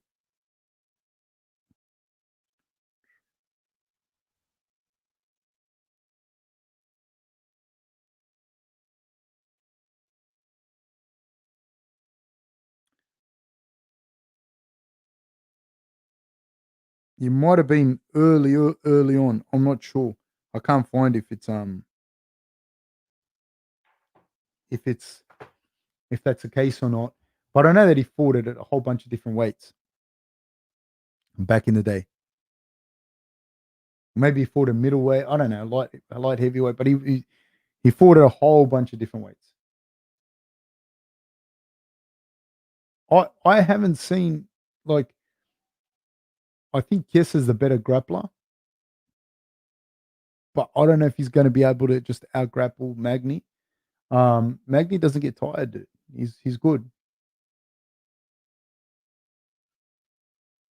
Could I imagine a 5'6" welterweight in the UFC? Man, Darren Wynn is probably 5'6" and he's a middleweight. You know what I mean? Um, can I imagine Hooker versus Ngannou? Alex competing at heavyweight is understandable considering he was 420 pounds when he was playing rugby. Um, Dude, he's a big little guy, man. I'm telling you. Yeah, like when dudes cut that much weight, it's fucking detrimental. Like you see them the last six. I've been involved in camps, especially with the flyweights, featherweights.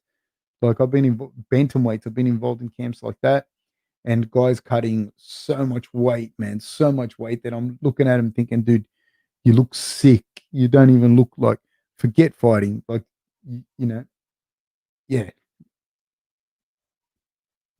yeah. So yeah, it's pretty bad. Daron is really, really, really thick little dude, eh? And he wrestled at the weight above. He wrestled at like 92 kilos, and he wrestled really well. No, no, no. He didn't play for Saint. Who are you talking about? Dingo Volkanovski. No, he didn't play first grade rugby league. He didn't play. He played like CRL, which is like country league. He played, I think, whatever group it is. It's like say it's group 1, 2, 3, 4, 5, 6, whatever. He played in the like in that Wollongong comp and that, like, and he was like best player out of that comp, but that's still a couple of tiers below the NRL.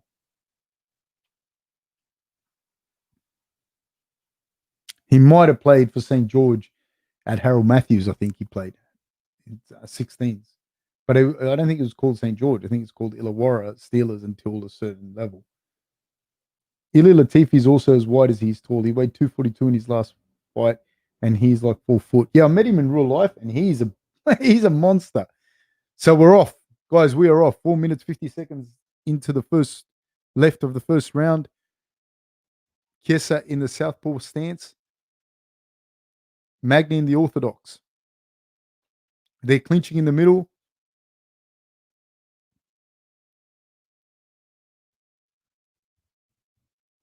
Both of them pouring away, trying to find range. I give this the stand up advantage to Magny. See, this is what I mean. Like Chiesa's big, but look at Magny. Like he's a big guy too. Both southpaw versus orthodox. Chiesa with the southpaw stance. Magny with the right hand down the middle in return of Chiesa's lead leg kick.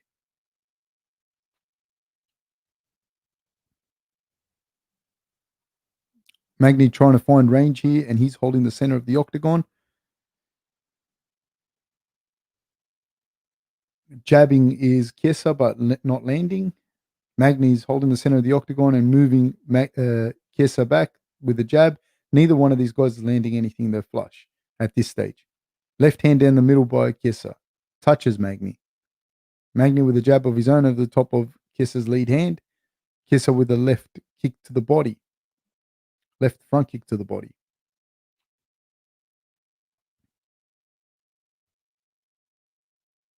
Magny with the right hand down the middle. Chiesa now holding the center of the octagon.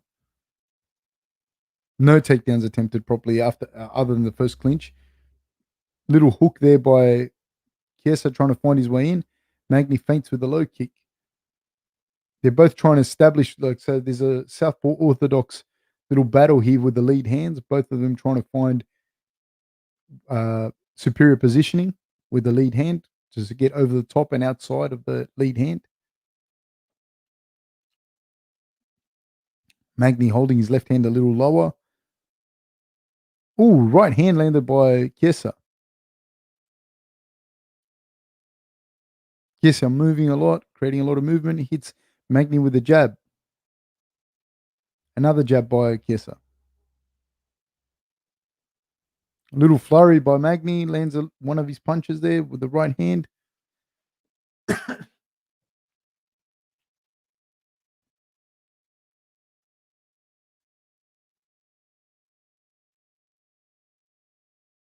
Okay, so now there's a clinch, and Chiesa gets the fight to the ground. This is the advantage for Chiesa, I believe, especially early on. Chiesa has very, very good grappling, and he's on top. Although Magny's a good grappler himself, and he has the underhook, but Chiesa has squared him back off. So what you want to do here, if you're Chiesa, is make sure that Magny stays flat on the ground. You don't want that left shoulder of Magny's to come up. Magny is going for a lockdown, but Chiesa's creating a lot of neck pressure, which is one of the good ways to get out of the lockdown. So he's creating a lot of head pressure and driving his head down, and so that frees up. That's actually a pass, and that also frees up the lockdown. And this is very good because Magny has the underhook, but now Chiesa's going for a Kimura on that side. Chiesa's very, very good on top. Great job.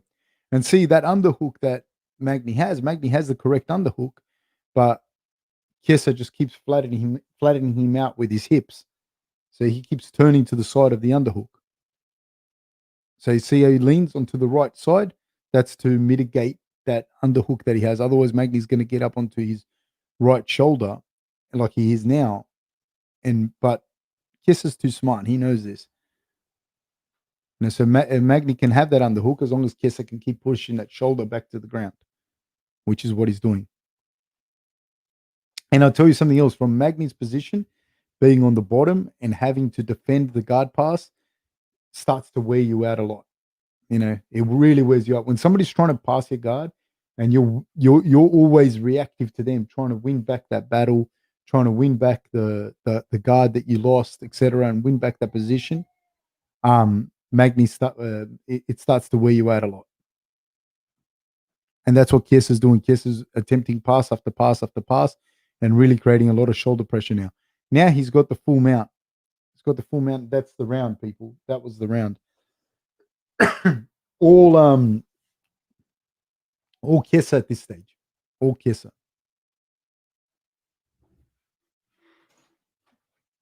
All Chiesa at this stage of the fight.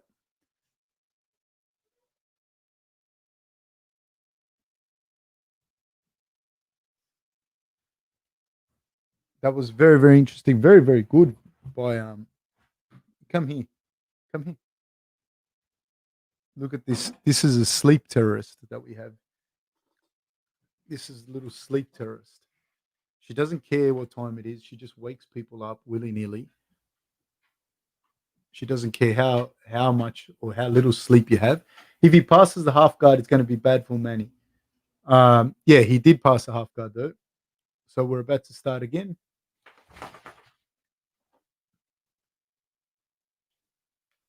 And we are off, people. We're about to start now. And we are off. We're off again. Chiesa and Magny. Magny's controlling the center.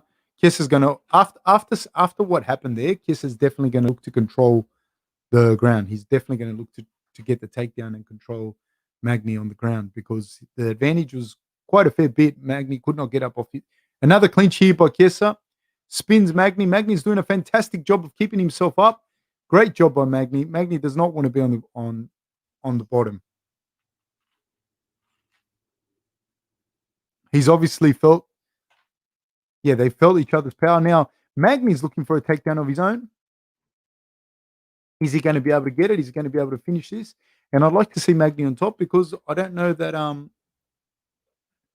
that Chiesa is a bottom player himself. And I will get rid of this sleep terrorist. Hold on a second.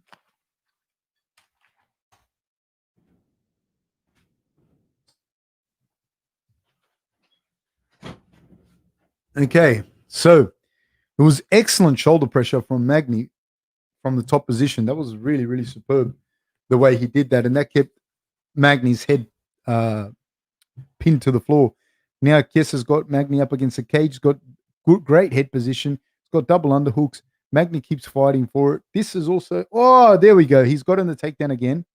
Magny's trying to push off to create space for his hips to get his guard back in. Now he's looking for a triangle, which I don't think he's going to get. No, he didn't get it. Chiesa's passing. He's on top. He's on half guard now. He's in side control. Magny's doing a good job of trying to get back up to his feet and not capitulating and giving side mount up. So it's looking really good. Well done by Magny. Magny did a great job of getting back up to his feet. Now Magny's going to look for a takedown of his own, and he's got the position there. Oh, Chiesa did a fantastic job of reversing that. Magny had him, and then Chiesa got him with a cheeky little foot sweep there. Now he's back in Magny's guard, and he's landing some ground and pound. Magny's very, very durable, though. He is durable. But like this is the worst position for him to be with Chiesa. Chiesa's a fantastic top grappler. Very, very, very good top grappler. 2:23 left. And again, he's in the half guard. He's got that shoulder pressure. And again, like this is when it becomes difficult because most people don't pass this way. The shoulder pressure is usually coming the other way with the other foot in the half guard. So this becomes even harder for you to do because a lot of the times, no matter what, you're not used to defending and passing on the weak side. So Chiesa passing this way makes it very, very difficult for Magny. Most people don't work their right underhook from half guard nearly as much as they work their left because most people pass that way. Even if you focus on it, it's still not a natural thing. It's a great job by Chiesa. Working fantastically from the top. Magny now is trying to hold Chiesa's arm, but it's a very reactive thing to do. Like he's just trying to minimize the damage that's occurring. He's got a little bit of a lockdown here, but Chiesa just keeps putting that shoulder pressure on and starting to pass again. He's going to pass again. He's 1 minute and 10 seconds to go. And like I said to you guys earlier, it starts to really, really, really wear you down from the top position. When you're having to defend someone passing your guard, very hard. Very hard. And he's very good at doing this. So he's sliced his knee through, but he's smart also because what he's doing here with his left knee, he's not completely passing the guard, but he's pinning Magny's leg down so that he can't use that leg. Nice elbow landed from top position by Chiesa. But Magny is so durable, man. There's 27 seconds to go. The fight that he had with Rafael dos Anjos, Magny did. Rafael dos Anjos showed a much higher level of grappling than Magny did when he was able to put Magny on his back. 10 seconds to go. Chiesa this round as well. Fantastic job. And that constant threat of the guard pass really tires you out, really makes it difficult for you. Great job by CHIESA.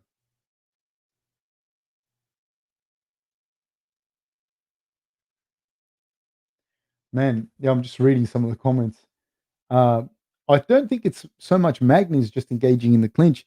CHIESA is that's all he wants to do, And so, yeah, like I think that Magny also went out. The reason as well, I think that he's engaging in the clinch is because I think he wanted to put CHIESA on his back because I don't think that CHIESA is going to offer the same level of offense from his back that he does from the top. But it's very, very, very, very hard to do that. Do I think CHIESA will get a sub fab? I think if he can keep taking him down, yes. Later, fourth or fifth round, yeah, he'll get a choke or something. I do think that. If he can keep doing this, yeah. Because he keeps passing. He keeps passing, so when you pass the legs, there's no more threat of a submission. And then the guy on the bottom has to use upper body strength to hold you off. It's very, very hard. So yeah, I think that he will get the submission if he can keep taking him down like that and keep holding him down. Yeah, because CHIESA passes the guard, and guard passing exhausts you, man. We're like exhausts the person on the bottom. My accent, Herb, is from Sydney, Australia, man. Okay, so Magny has a double underhooks, and he's going for it again. He's going for this takedown again.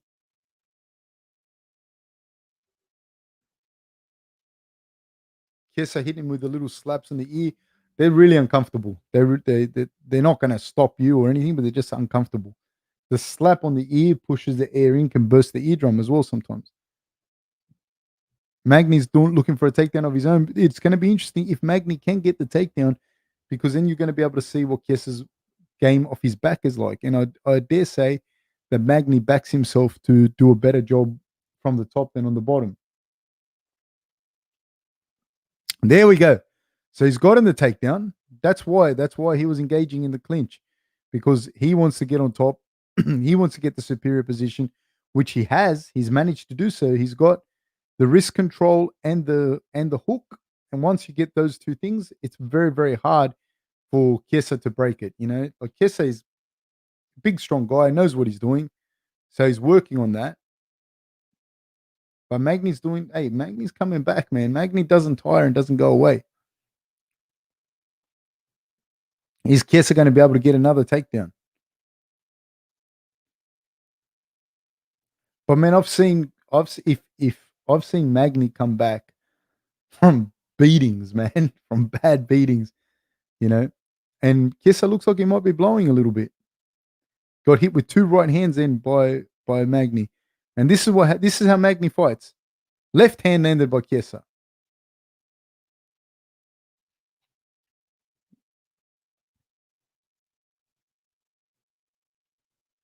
Left hand again by CHIESA, and CHIESA shoots a double. Reverse crossface into like a kind of arm drag by Magny. Now in the over under. Again, Magny getting the better position in the clinch. Taking CHIESA's back now. CHIESA's trying to scrape him off on the cage. But Magny's keep going. He's got the double underhooks. See, both these guys are wrestlers. They're not like traditional jiu-jitsu guys, although they're both very good jiu-jitsu guys as well. So I do think that they're both looking to take the other one down so they can. Okay, so now CHIESA's looking for a broomstick. The broomstick's not there anymore, but he's looking nice. Oh, he went for a scissor takedown. Now he's gone back to the broomstick. This is a very good combination. The scissor takedown to broomstick, and now Magny is going for the Kimura, but boom, CHIESA's got the takedown. But Magny's looking for a reversal into a knee bar. He's got a knee bar here, but even if he doesn't get the knee bar, he might finish on top, which is one of them has like whoever finishes on top here is going to win this scramble, and that's going to mean a lot for this round and also for their cardio. And boom, CHIESA, what a fantastic job to finish in mount from that scramble. From the knee bar, he finished in mount. He does look fresher. He does look fresher. Magny does look like he's fresher. But Chiesa's really making him work. Ooh, guillotine attempt by Chiesa. It isn't on though. But it does force Magny to give up the position and allows Chiesa to get that head control that he has and keep trying to flatten Magny out. That's what he has to do. Landing little elbows on Magny. 36 seconds to go. If Chiesa can put on some ground and pound, then this is going to be his round as well, I believe.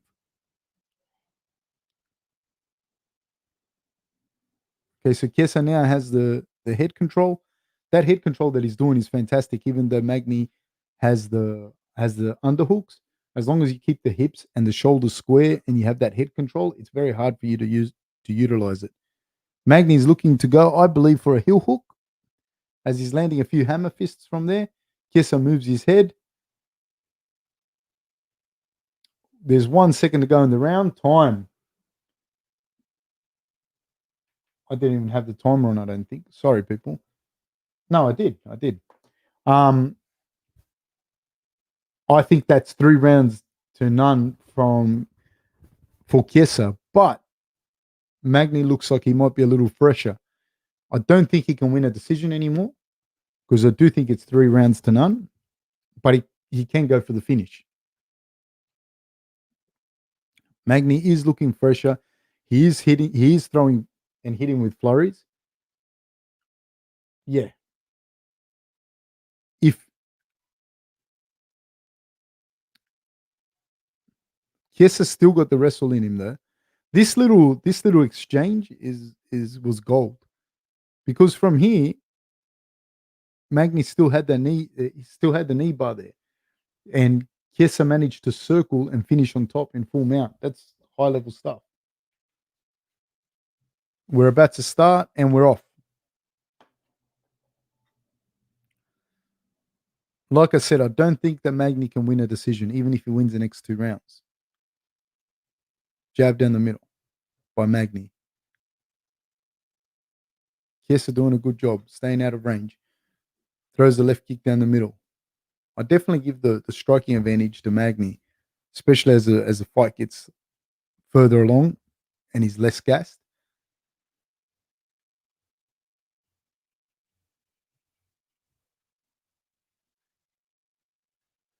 Chiesa doing a good job to stay out of the way, but Magny's the one stalking him. Oh, right hand by Chiesa into a takedown, into a trip. Well done, Chiesa. So he threw the right hand and then he outside trip.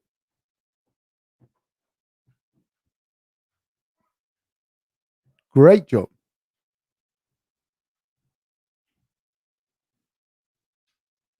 I'd like to see Magny try and stand up from here. And he can do it because he did it before, but Chiesa's doing a fantastic job of holding him down.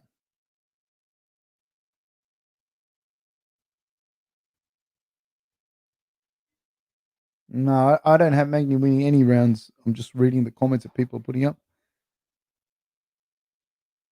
Chiesa creates so much pressure from the top. So here, what you want to do when the guard's open, you want to get your hips above the other guy's hips. So you get your head and your hips above his hips, so you can rain down some ground and pound. And this is what the little battle that's occurring here is as well. Whilst at the same time, I'm talking from an attacking perspective. While at the same time, maintaining yourself square to his hips, so he can't create an angle to throw up submissions. You want to generally keep his foot off your hips, which Magny's doing a good job of doing that. But because Chiesa's constantly coming forward and trying to get his hips above Magny's hips, it makes it very, very difficult. And eventually he passes, which is what's happening right now. He sits in this half guard with that head control. And see, again, the way that he's passing is not the way that most people defend. Most people defend on the other side, because most people attack on the other side. Magny's doing a good job to try and get him off him, but he's not going to be able to do so. He's looking to stand up, Magny is, but he's given his back. He's got both hooks in, does Chiesa. He looks like he's going to be able to flatten Magny out. Magny rolls, but it rolls straight into a body lock by Chiesa. Chiesa has plenty of time. Magny's rolled to the right side to relieve some of the pressure from the body triangle You want to roll onto this side, the side with the foot's on, but still, Chiesa's got a good body triangle. His long legs. Nice work. Magny tries to spin on top, but Chiesa finishes on top in full mount. Magny's trying to wall walk, and he did with some success, but Chiesa still has his back. And he's taking his back again. Hooks are in. 1 minute, 36 seconds to go. He can't stay on there too long because you do wear your legs out by just holding on like that. Chiesa looks for the spinning elbow, but he's tired from that exchange. He is tired from the grappling exchange. And fluidity in their striking and whatnot, it's all Magny as they're tired. But Chiesa just does a great job of holding that clinch.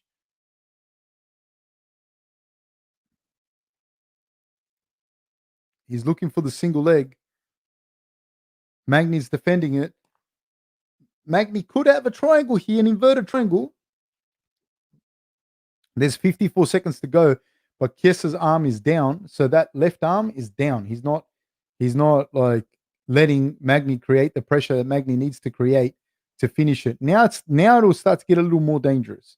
If Magny's landing big shots to the body as well, this is going to wear Chiesa out. I don't see Magny finishing this, but it is getting tighter. The triangle is getting tighter. Chiesa's using the fence to stop Magny being able to bend that leg, but Magny has now switched out of it. Now that triangle's starting to get tighter, but it's not tight enough. He fell out of it. There's 15 seconds to go. Magny is on the bottom again, getting squared off by Chiesa. So Chiesa's making sure that those shoulders stay flat. And that's the round, people. That was the round.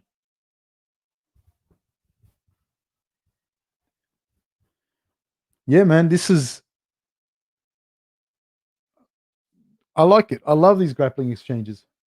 I love them. But Chiesa's looking more and more and more tired.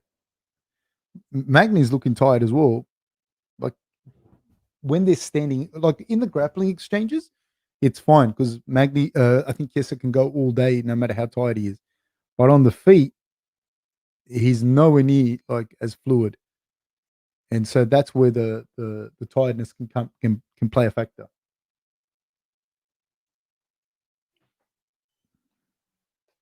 And so we'll see what happens here. With this minute rest, though, who knows? It gives you a little bit extra, you know. It might give him enough to get another takedown.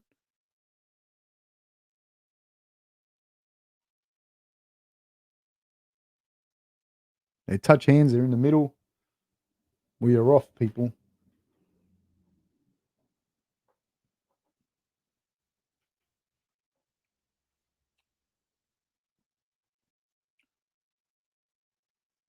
Chiesa is moving around the outside of the octagon.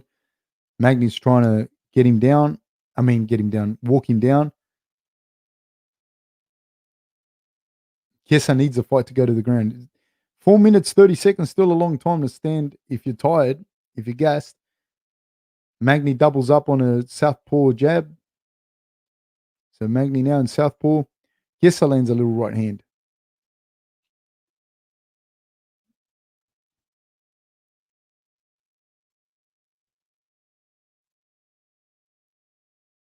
Magny moving.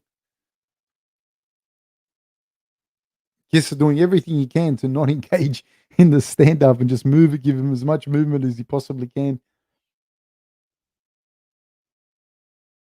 Nice. Then he throws a left hand and a right hand, but they're wild. There's not a lot on him. Chiesa's looking for, wants, and needs a takedown.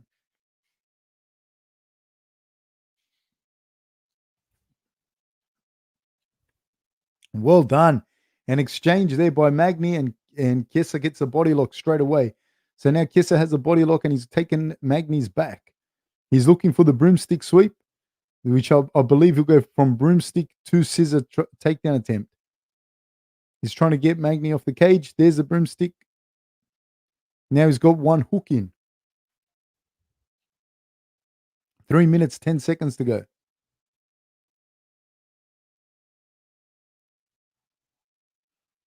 They're clinching. Magny now has double underhooks. Magny's going for the broomstick sweep of his own accord. He's managed to do that, but Kiss is going to spin. Kiss is going to spin here and take the top position. And now he's got top position on Magny. Magny's trying to get up using that underhook, using the right underhook.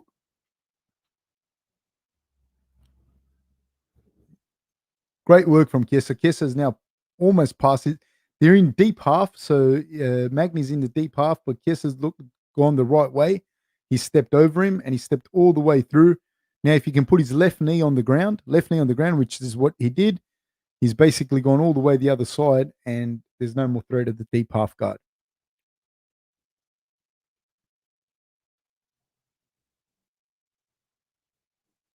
Yeah, I love the grappling exchanges too, man. I think so. This nice. Now he's taking his back.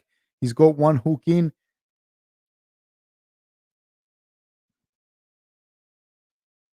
Very good work. Very, very, very good work by Chiesa.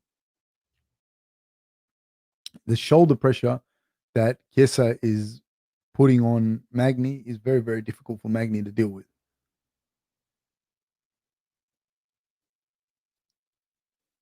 And he's just flattened him out with the shoulder pressure, even though he doesn't have the underhooks. Very, very smart. Very, very good.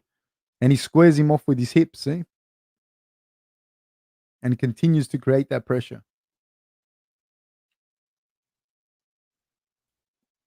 One minute, 23 seconds to go. Magny doing a fantastic job. He's trying to set up a guillotine here, but I don't think he's going to get it or that he even wants it. Now he's past the guard. Full mount. And this is what gets you so tired. So he passed the guard, he got you to full mount, and then you have to buck your hips, hip escape, and push like Magny's doing right now to regain a half guard or some sort of guard. Otherwise, you're going to get smashed. And when you've been doing that the whole fight, that starts to tire you out. And even though Chiesa is more tired than Magny, this is a lot more effort for Magny. So it's really, really, really, really good. And he just continues to pass from half guard to thing, and it just makes it real difficult. 24 seconds to go. This is all Chiesa. Chiesa won every round.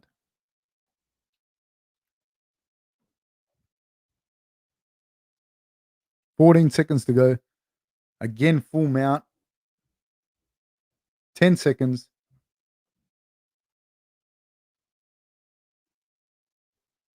And that, ladies and gentlemen, is the fight. Time. Yeah, I agree, man, Ismail. I think there was a point there where there were things he could have done better. Like, I don't think he needed to clinch anymore. Like, by the third round, he knew that Chiesa had the better clinch game. So yeah, it was by far it was Chiesa every single round. So yeah. Um Guys, thank you so much for joining me. Thank you so much for this. Please join us for the Conor versus Poirier fight part 2. I really, really enjoyed it. I really enjoyed doing this. Sorry, I'm a little bit sleepy today. I had to wake up at 3 to do this one. So please, guys, join us for the Conor and Dustin one, and let's go from there. Thank you so much, guys. Thank you very, very, very much for joining me and for taking part in this. I really appreciate it and love the conversations with you guys. Take care. Bye bye.